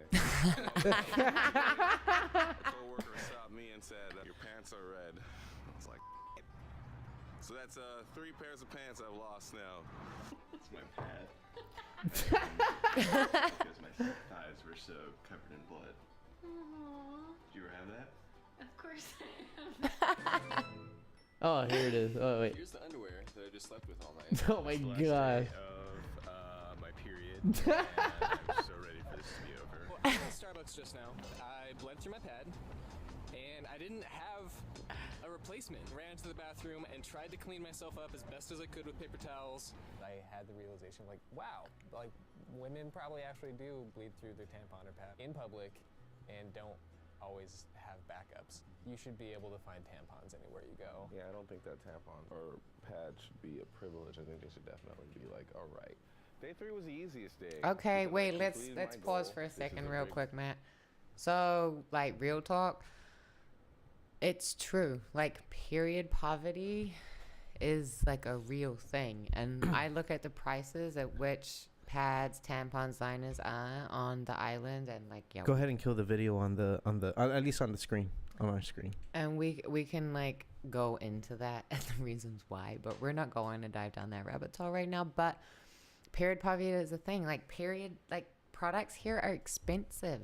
Right. Like, it's between like $4 and $7 for a female to deal with her minimum for her to deal with her period every month on this island. And not trying to go too far down this route, but I was meeting with a lady here that's trying to remove plastic bags by 2020, right? She's on the plastic push, and there's also a thing surrounding tax on feminine hygiene care products, and she was pushing for there not to be a tax on feminine hygiene. She was on the radio for a 3-minute segment, and she ended up being on there for like almost an hour.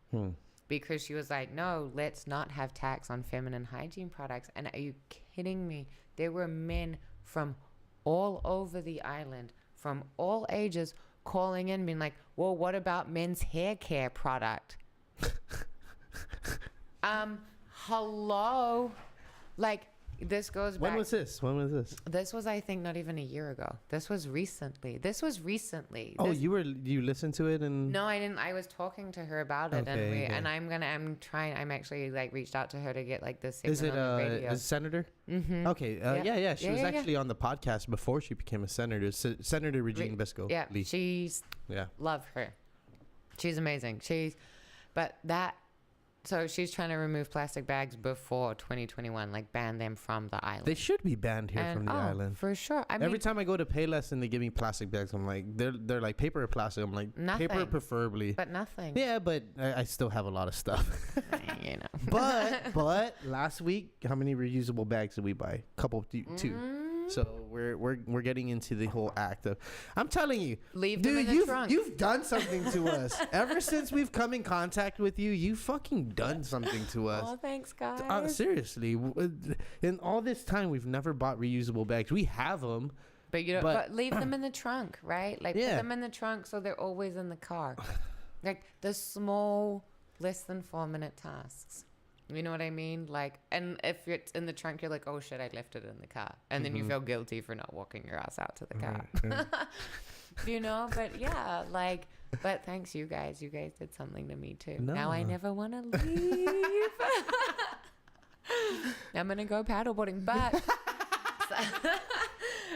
cycling back, right? Like what this guy said, he's like, tampons should be a right. They should be a right. Right. Like we don't choose to bleed. This shit should be free on the fucking. Periods don't discriminate. It doesn't matter if you're rich, poor, white, black, like where Asian, it's Asian, like Latin, whatever, dude, whatever. If you're a female and you're between this age and this age, like if you're a Homo sapien, bitch, you better believe you're getting your period. You know what I mean? Like, there's no if, buts, or maybes about it. And I think that's ultimately it. And, you know, to be able to sit here with you and last night, and big ups, Matt, like you don't really have a choice, but like, like thanks for listening, you know, but like we don't have a choice about it. And for sure, there's a taboo,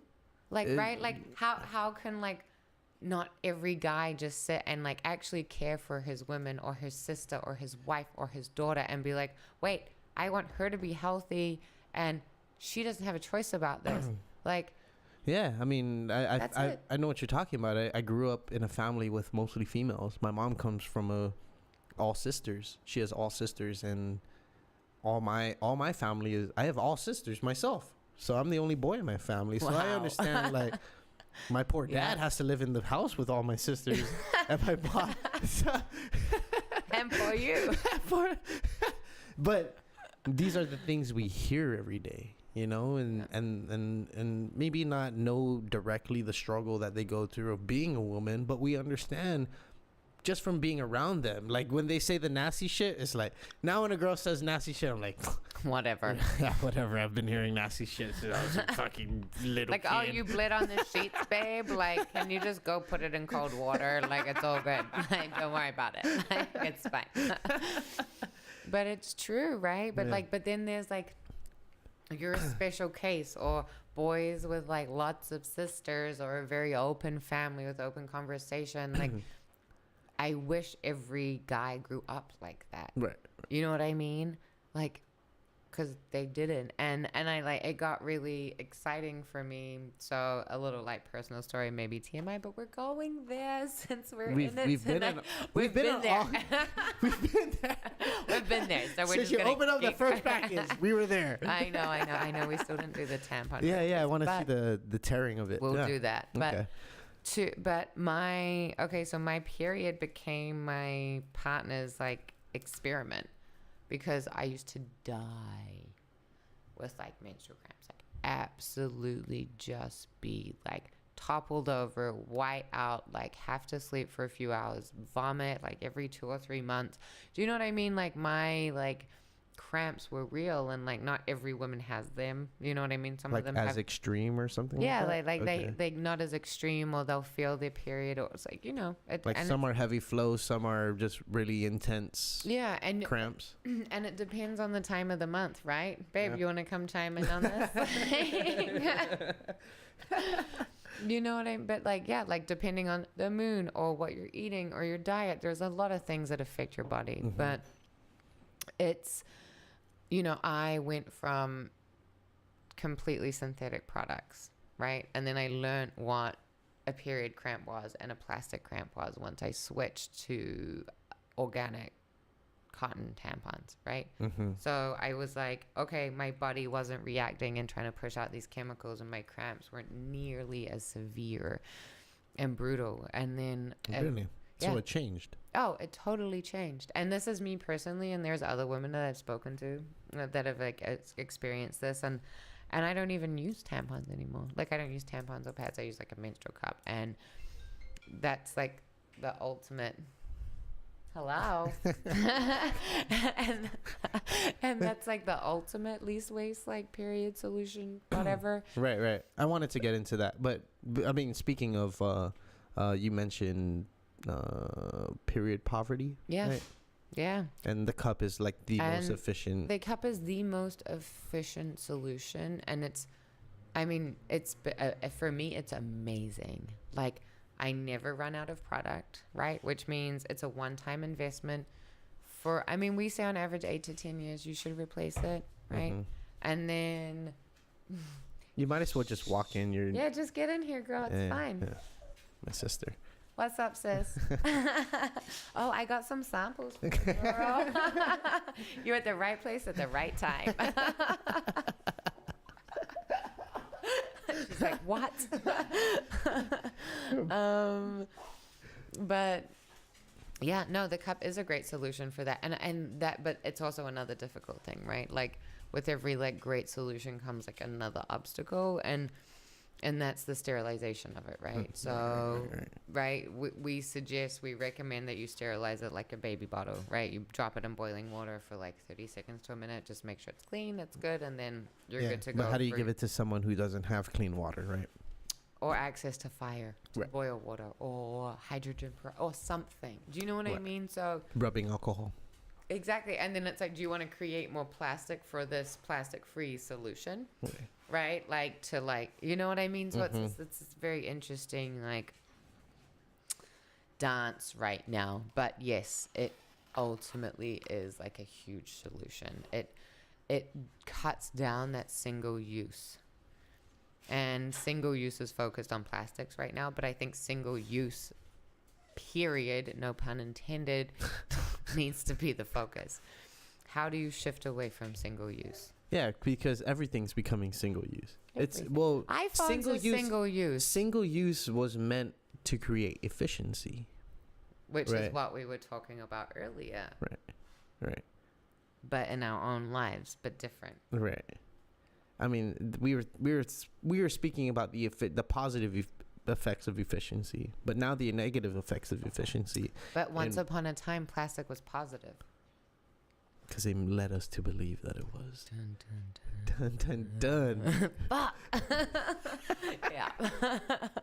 Fooled again. Fooled again. But no, you're right. It was for efficiency, and I think, yeah, how do you be efficient without being single use? You can't. I know it. Like try. Like it's so interesting. I've read so many articles and stories and blogs from women that have tried to not use plastic in their daily lives, and it's insane. Like, I read it and like, no, I haven't tried. I mean, yeah, like I don't take a straw.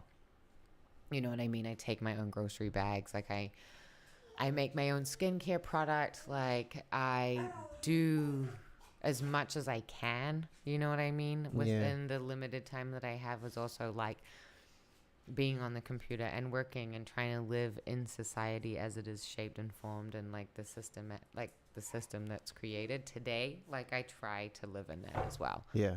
You know, but it's tough.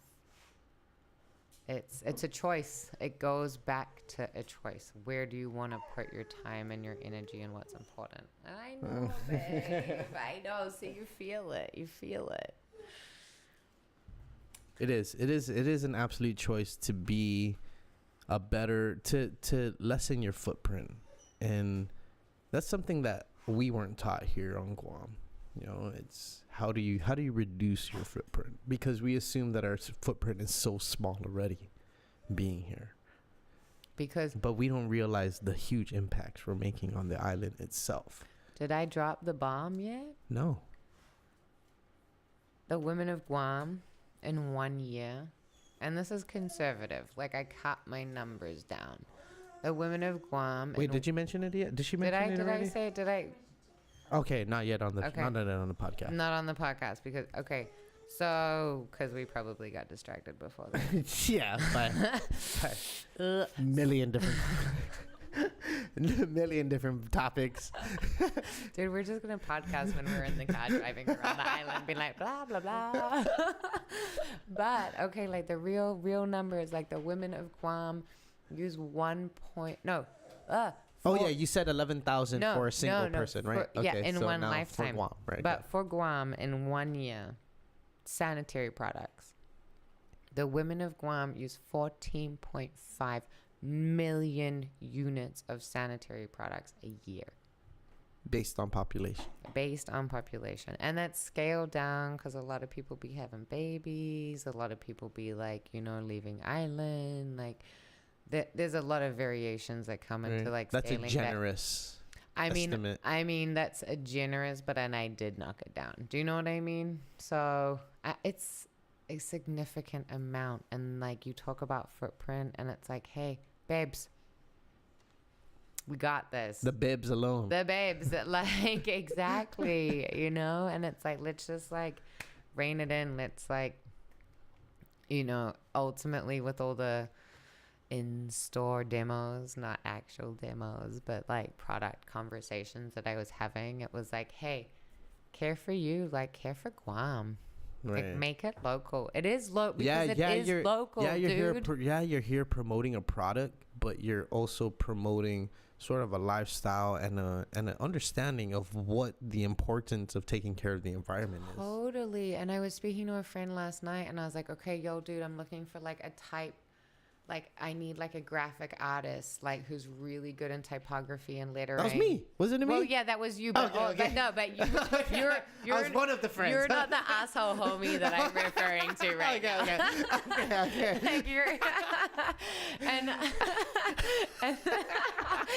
there was this location, and there's this location we have, and it's epic. It's at City Point, right? Mm-hmm. City, like this is insane, right? Did I tell you like okay, so Island Beautification Task Force is like part of Guam that is like making bus stops beautiful, murals on the side of concrete, like retaining walls. Yeah, like, getting businesses to clean up their places and stuff. Exactly. And giving them awards, right? Let's like make an impact and let's make it beautiful. You know what I mean? Bringing in artists for spraycation. Like they're doing a bunch of awesome stuff for creative communities and for the island. And we got gifted this like incredible location, even though I was like, it's in the south, which is my favorite place of the island.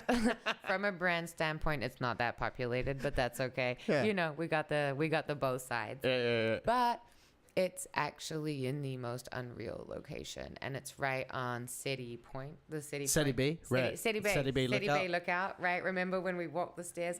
All those That stairs. whole wall. Yeah. Dude, that whole wall where we parked. Dude, and it's like, it's unreal. It's like gorgeous, and it over. You guys were given that. Dude, we've got that. Like, that's where we can create oi artwork. And I'm like, Oi! oi, oi, ah! Where's Daryl right now?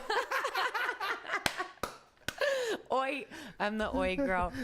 But like, that's the location. I was talking to a friend, and I was like, like, this is what I'm looking for. And I showed him a picture, and one of our educational and product and brand statements is biodegradable is not debatable. And I said to him, and I was like, this is what I want to put here, is biodegradable is not debatable, because you're here and you're looking over the ocean, and you're looking over this vast, beautiful landscape Untouched, and into everything, Right. And he was like, oh, well, that's like not a very good message, and it's like not very local. And I was like, yeah, but it's like, it's great because it's also a lot of tourists go there, a lot of locals drive by it, and dude. this isn't just how many tourists did we see there? dude, all tourists. And this isn't just like, yes, I am speaking locally and I want to impact Guam, but what you were saying is like, this is a message for the world. Yeah. This is a message for everybody everywhere. It's a bigger picture. This is a bigger picture and a bigger mission. And like, we're starting small and we're starting local. And I believe that things need to be localized to transmit message and meaning, because we're not all the same. Right. We're not in a borderless society where we all believe the same things. We're all conditioned. Full circle. Yeah, full circle. You know what I mean? But like, this is bigger. And then yeah, I'm like fortunate enough to have another Wollondeddy though. Like, sweet. That's where we're gonna do some flagstones and we're gonna get crazy. But do you know what I mean? But it was that mentality, and I was like, bro, like local and global, me and we, both. Yeah, I mean, one thing that you have to realize on Guam is, I'm all for it. What your idea is, everything that you showed me as far as like putting things, even down to the localized posters, right? The bigger message, and people struggle with change here. People struggle. People don't even realize when change is happening. How crazy is that? Yeah. But people everywhere struggle with change. Yeah, but I mean, as microscopic as Guam is, the fact that we still struggle with the fact that things have to change or will change, and it could be positive, but it takes effort for it to be a positive change. It's not just going to automatically happen. And if you're depending on government or anything else to make the change without making the change yourself, there's no use. Like, oh, I've been waiting for the government to make this change for 5 years, but I'm still doing, plastic bags going to be banned in 2020, but I'm not doing something now. Until then, I'm just chilling. Yeah, I'm just going to use plastic bags. Yeah. And it's like, hey, guys. And that's like a personal responsibility, and I think that is where it comes down to education again. Yeah. I mean, because I fall guilty of it, of myself, of that when we do save plastic bags, we have plastic bags, we save it, we put it in the cabinet, but we end up putting smaller trash into the plastic bags and then throwing the plastic bag and the plastic into and the the trash plastic bag, and the right? plastic and the plastic. And Yeah. And there is a lot we need to do and need to change. You know what I mean? Like, the plastic problem just spans. It goes Spans beyond. so much. It just. So much. It's a huge problem. But we can make small choices, and I think like that's it. Like that. It's ultimately what it comes down to, is make a choice. Make an effort to think for 1 second. I really think that you're causing a rift in just your personality, the way you present yourself, and the brand that you're marketing. Honestly.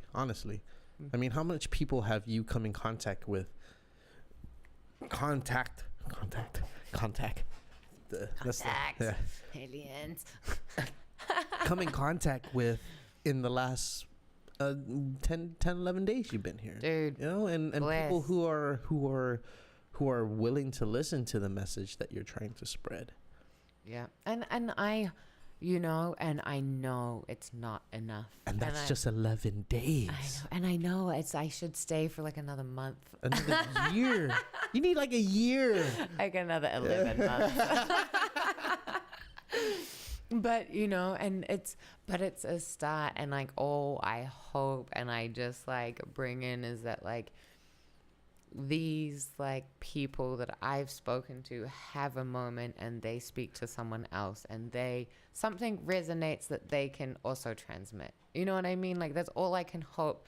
Like I can hope that I just like expend enough energy and enough knowledge that it's like something resonates. Yeah. Something clicks and like someone decides to buy a reusable bag. That's it. It's one step. It's one choice. Yeah, you did that to 2 people. Yes. But you know what I mean? It's like, it's that. And that's all we can do and educate. Yeah. Today I was researching how to paper recycling machines. How do you recycle paper? Right? What'd you find out? That it's expensive. Just to buy the machine alone, but they say it's one of the most lucrative businesses to get into because the turnover rate is so quick. Do you know what I was talking about with our friend the other night? Do you see where I was trying to go? Yeah. It's like, do a cost-benefit analysis. Like, it might not be tomorrow. It might not be in 2 years. It might not be in 4 years. It might not be in 10 years.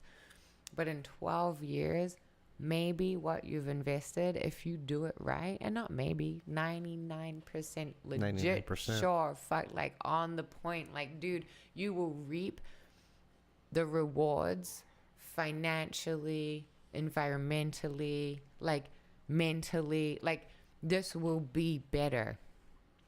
We can't keep going in the same system that we've always been in, expecting things to change. Right. You need to change. Right. People need to shift, and like, doing the same thing over and over again is insanity. Dude, it's the same fucking theme with everything. It comes down to the individual. I ask people about language. I ask people about preserving culture. I ask people about arts. I ask people about business. It comes down to the individual. If they really want it, then they can have it. And the more individuals that sort of come into that understanding of it, then the masses will change. Then society will change and understand. Look up Sanoa. It's an island off the coast of Denmark. They're 100% carbon footprint free. Just like, They sell it's SINOA, something like that. But put Sanoa, Denmark. They sell energy to Europe. back to Europe. That's how much energy. That's how much energy they make. And it all started off with selling windmills. Right now they're in geothermal energy, but they were sending email. They were convincing farmers to buy windmills for $10 million each. Yeah. Wow. I mean, yeah, because the turnover was 10 years. They would make that money. or back. $1 million. Sorry, $1 million each, and the turnover was 10 years. You'll make your $1 million back. And then off your saving and energy. And then selling your energy to the government back. You'll be making money. And so I forget what is it Sanoa? Oh my god. Energy efficiency, maybe? Yeah, just put Denmark, an energy efficient island. I mean, I would believe it, dude. Those Scandies, in terms of anything design. And so my background was in fashion, and then I just transitioned very, very quickly to the bigger perspective of design from service design. Island. Just put island. Samso. There we go. That was way off. That's okay. Samsonite. Samsonite, World's first 100% renewable energy powered island. Samso. Wow. Why did I think it was? And it's probably like Samso. Samsa. Samso. I love my Scandies. Shout out to all my Scandies. I miss you guys. So it is. So it is the first island in the world to be completely powered by renewable energy. Okay, I guess he's sharing his sort of experience. So right here's Denmark, and it sits right in the middle of Denmark. Go ahead, go down a little bit. Denmark's amazing, by the way. Just a little shout out to Denmark and Copenhagen right here. Yeah. Big fan. Spent a lot of time there. Enough time. Have one of my best friends is from there. Go up a little bit. Okay. Let me see. Okay, in 1997, Auken announced a competition asking local communities or islands to present the most realistic and realizable plan for 100% transition to self-sufficiency through renewable energy. 4 islands and one peninsula participated in the competition. In October that year, Samso was announced the winner and received funding by Danish Energy Authority to formulate the details of their master plan. 10 years later, Samso was generating more electricity from renewable energy than it consumed, mainly from 11 onshore and offshore wind turbines totaling 34 megawatts. Samso's CO2 footprint is negative 12 tons per inhabitant. 12 tons That's per insane. inhabitant, which includes 10 offshore turbines that were built to compensate for carbon emissions from the transportation sector. The average CO2 footprint in Denmark is 10 tons per inhabitant. If the offshore turbines were not included, the Samso footprint would be 4.5 tons per inhabitant. Samso's long-term goal is to be fossil-free island, phasing out oil, gas, and coal by 2030. Wow. I would love to see that in comparison with like LA, right? Like how many, what's our ton, like the footprint per ton per inhabitant in LA, for example? It's not negative. That's for sure. I mean, driving my Tacoma to like across the city. Sorry. Yeah, go down a little bit. I know they moved to geothermal energy too, to where now they're getting energy from the earth, heat from the earth, and turning it into reusable energy. And is that what it's saying? Yeah. Let's see.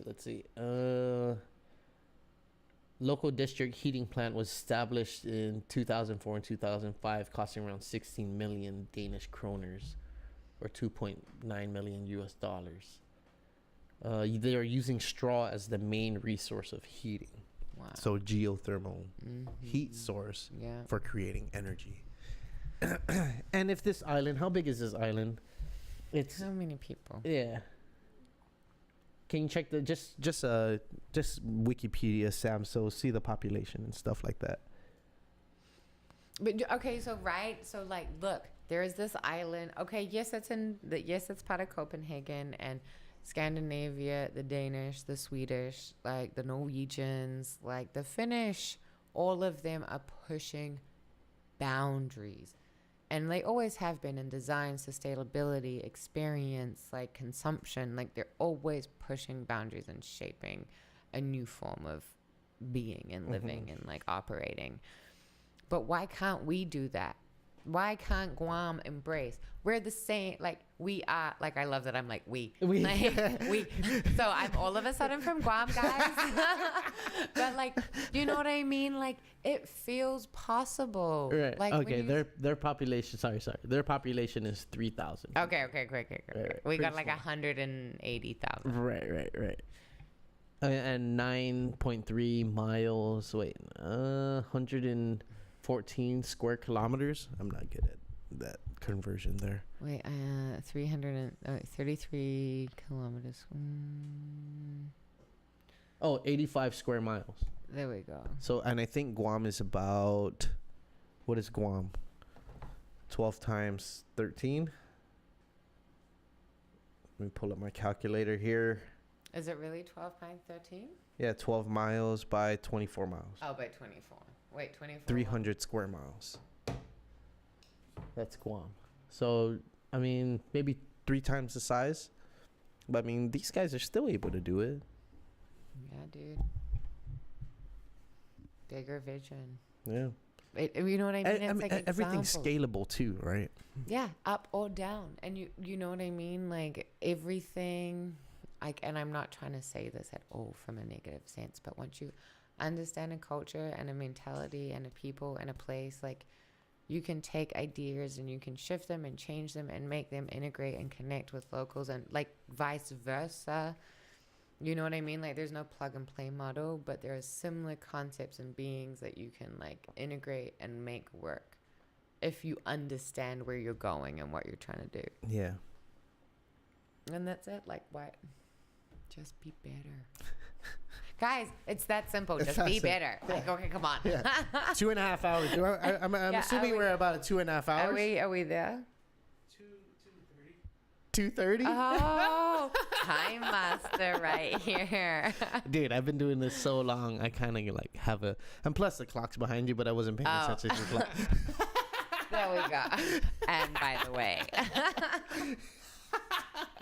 And in catch 22, the clock's right behind you. Tick, tick, tock. No, I mean, but I feel like the whole theme of our whole conversation is like it's really up to you. I mean, like you mentioned, the choice, right? The choice everybody has, and we're literally going through these 2 bottles of wine.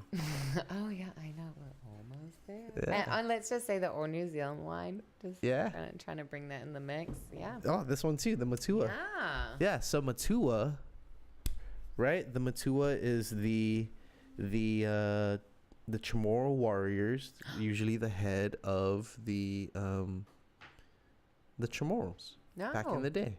Yeah. Okay, so he was saying the Manatsang, or right, the Manatsang. Matt, correct me if I'm wrong. Matua. And then the Matuas were the heads, like the most powerful. Yeah. See, so that's like the most interesting thing, right? Like we were talking about 5,000 years old of culture. Oh, and look at this. Ah. At Matua, a Maori word meaning head of the family. We've been producing award-winning wines for 40 years. Head of the family, Matua. There you go. Indigenous people of Guam and the Marina Islands and Spanish Chamorro. Yeah, Matua and Chamorro. What is right here? Magalahi was the firstborn, and then the Matua was the male head of the Chamorro clan. Right. See, right? So isn't that such a trip, dude? So, you know, we're talking. We're not that far.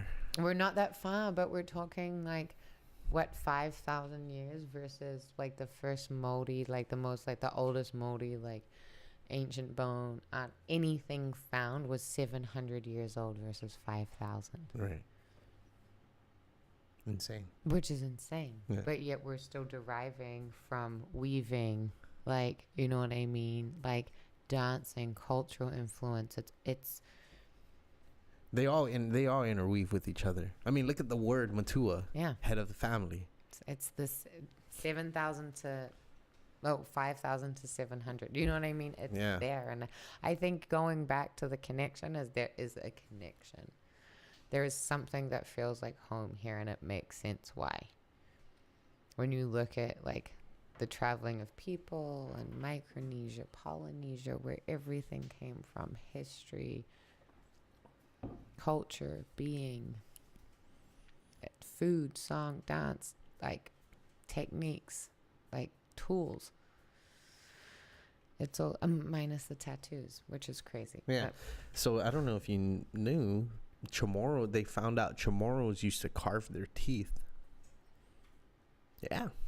Yeah. I think there was a news article that came out. See if you can find a picture. Carving their teeth? Yeah. Chamorros carving their teeth. So that was their form of adornment? Of like adornment, right. Interesting. Right. Instead of tattoos. I'm pretty sure, I think they tattooed themselves. But carving the teeth. Body modification. Guampedia. Dude, Guampedia is holding the shit. it down. Like, It's holding it down tonight. Holding it down. So yeah, you can see the dark, the stained teeth, and you can see the etching in the teeth. No, shut Oh my Yeah. god, that's like. Are you pull it up? Pull it up in the screen. Oh my god, do you know everyone what can that's see it. like? That's like tooth bling. It's like the ancient tooth bling. Tooth bling, yeah. Yeah, It's the you grill. know? It's the grill. Yeah. It's the fucking grill. It's the grill and the tooth bling. Yeah. So etching the tooth surface involved cutting or incising lattice-like grooves into the surface of stained incisors or front teeth to produce a decorative effect.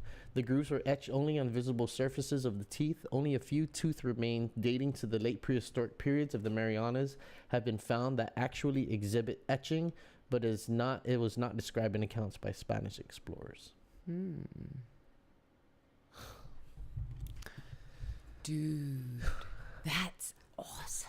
Dude, I want to etch my tooth. I know, me too. I'm like, you and your tooth. Yeah, thing. just one tooth. Yeah, just and then I one. just gotta put the enamel paste, so it's not so sensitive. Well, at least you got Kai, dude. She got you. Yeah. Okay, hey babe. So I want to itch my tooth. How are we gonna go about this? What's better than a tattoo? Etch the fucking tooth. Yeah, dude. Wow, dude. I had no idea. If you are listening, you need to look up tooth itching, cause that's awesome. Yeah, and I think it's only in the Marianas that they did that. It's crazy that didn't transcend. I wonder if that did. You know? Yeah. See if there was any more evidence around the world. Just put tooth etching world, Earth, or tooth itching, global. Just tooth itching. Yeah, tooth etching history. History, yeah, history. That's a good one. Team effort on the search. Ooh, now we're getting real into the how to do it yourself. The science. Wow. And maybe Kai can do this for us. Yeah. It sounds like it really hurts, actually. I mean, it would. I mean, I had braces, right? And that's cutting my gums though. But I mean, you think itching teeth? Oh, Ugh. I don't know how she does what she does, dude. This is the Guam one right here. Right? Yeah. Go left. One more. No, that. Pinterest UK. Pinterest.uk. Dang, dude. Okay, this is like a research project that we got, dude. Yeah. Or okay, good. Tooth itching Micronesia. How about that? Because do you know what I mean? Yeah. Or Micronesia. Yeah. Polynesia? The article that came out on it didn't mention anything else of it being anywhere Which I think else. that's a trip, right? Is when a tradition is okay, weaving, there's all of these things that have transcended. Fishing, the way of fishing, house making, exactly, thatching, the hatch, the coconut, I mean all of it, you know what I mean? But there was some that just didn't. How did this not move? You know, was this before the Spanish? Definitely. If they it don't had to have been. any accounts of it, so Yeah. it never moved off island. Yeah. Or maybe the people who practiced it were the last of their generation and they died. Which is how I feel about Mr. Paulino. I'm there is this tiny gap where you have this generation that have the history and the knowledge that they can pass forward, but they're about gone. Love him, but homie don't got 30 more years. You know what I mean? Right. There's a window that's closing, that this knowledge needs to be imparted, and it's not an overnight process. Right. Yeah, You that's know? very true. That. And it's not it's not like the Matrix where you can just I know jujitsu, right? I mean, I know kung fu. I wish it was though. Right. I want to live in the Matrix, but not really.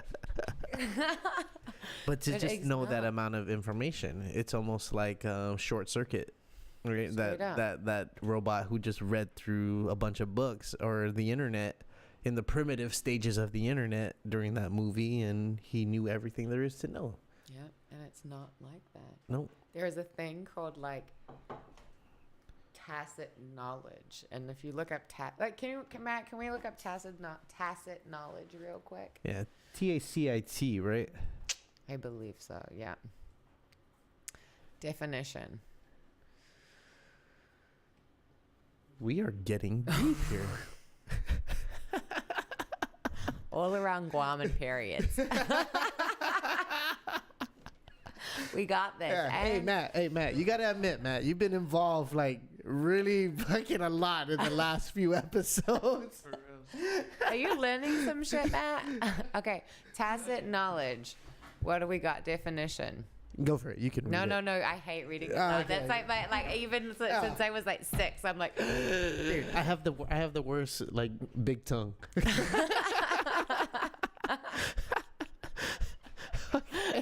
Okay, tacit knowledge can be defined as skills, ideas, and experiences that people have but are not confided and may not necessarily be easily expressed.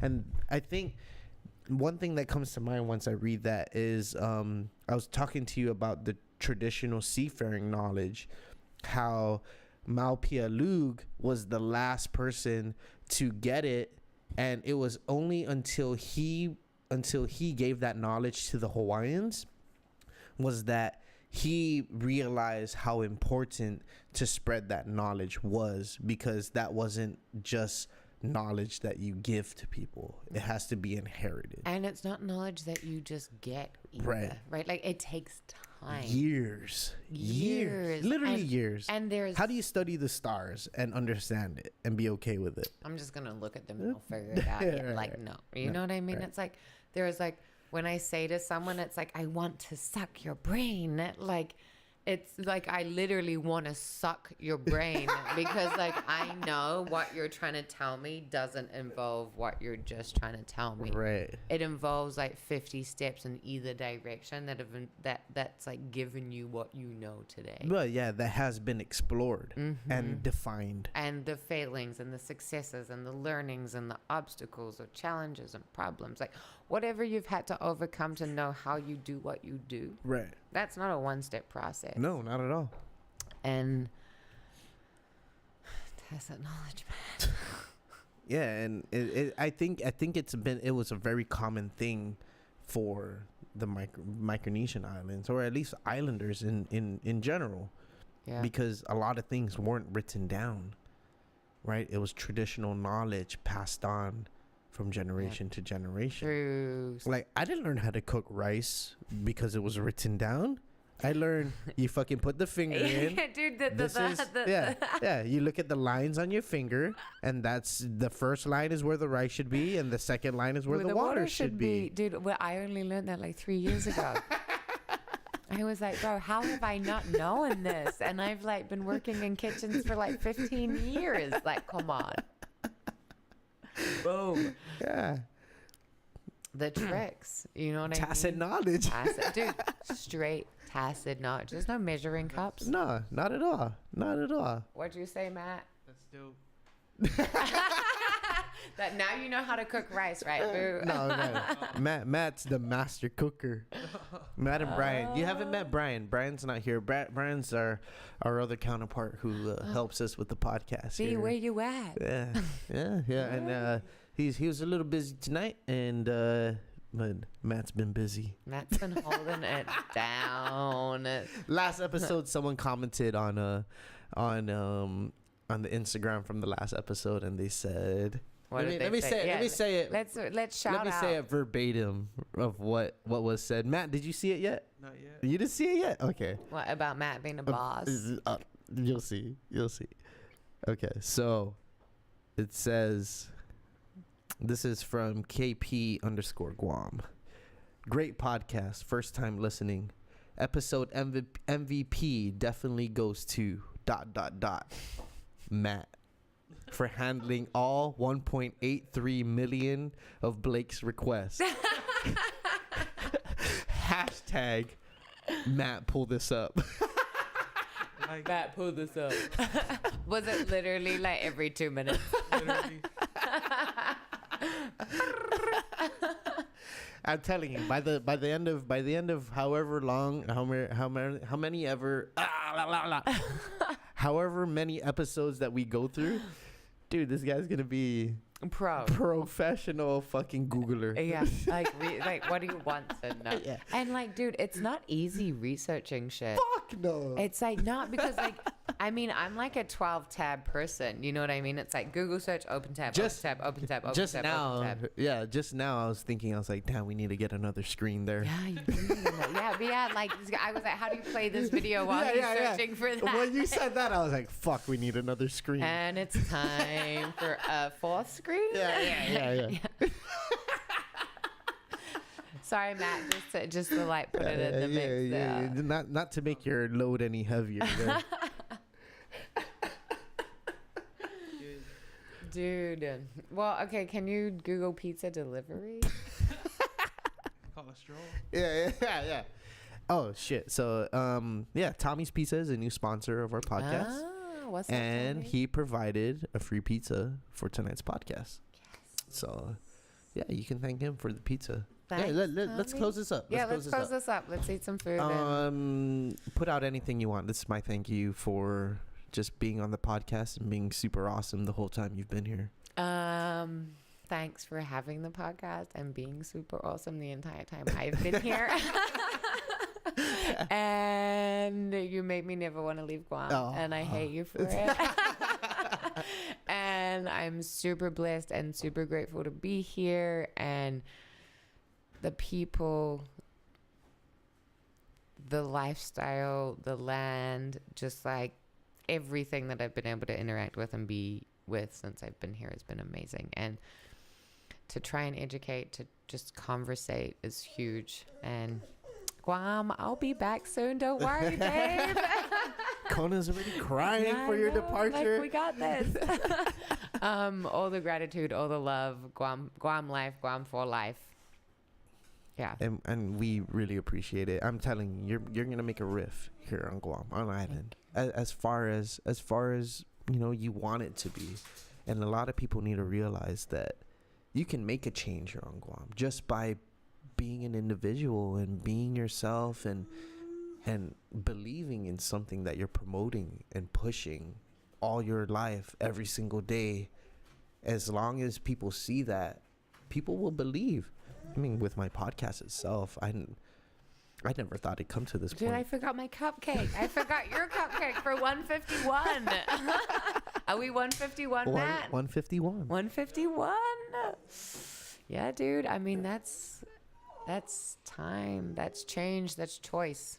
It is choice. Choice. And I made the choice a long time ago that this is what I want to do until it stops making me happy. Right? And that's all you can do for you and for everybody else. Yeah. But Peta, where can people follow you? You can follow Organic Initiative at Organic Initiative on any platform, Instagram, Facebook. Those are really it. Okay. And then me personally, not that interesting, but you can follow me Instagram, Facebook at Peta Johnston. Same with SoundCloud. Same with YouTube. Same because YouTube music's where it's at. Dude, straight up. Okay. And yeah, so just I might make the switch. I just bought Spotify Premium, so it's 12. Was it $12 a month? something like that. Yeah, I know. I mean, I just canceled my iTunes music. oh, dude, yeah. I mean, As much as I like. What are you gonna do? Have like 4 music subscriptions a month? Like iTunes, YouTube, Pandora. SoundCloud, Spotify, Pandora 5. Come on, guys. Yeah. What happened to MySpace? Anyway, we're not going there. Yeah. Good night, Guam. Good night, everyone. Thank you. Yes. Thanks, No, Peta, thank you. It's been amazing, and I look forward to our conference coming up. Monday. Right? Yeah. I forget. Inspire Guam. If you're not doing anything, Peta and I will be doing our own presentations on what we do and why we do it and what inspires us to do it, and it's going to be awesome. It's on Monday, July 10th? 9th. Sorry. 9th. July 9th. Over at the Hilton, Inspire Guam, over at the Hilton Resort. Mm-hmm. And you can find more information at inspireguam.com. Yeah, and on Instagram. Yeah, Instagram, follow it. Vic Calvo is the one throwing it, and Invictus Marketing, big ups. That's super inspiring thing. I think entrepreneurship is the future of here on Guam. Yeah. And a lot of people are getting into it. A lot of people are realizing the potential that they truly have to make actual change, no matter what you want to do. No matter Yes. Peta, thank you. Thank you. Thanks, Matt. Thank you, listeners. Thank you, Maddie. Thank you, everyone, for being amazing. Great podcast tonight. Thank you, listeners, for listening. As always, Maddie loves you. I love you. Peta loves you. B loves you. He's not here. He's in here in spirit. Peace out, everybody. Peace.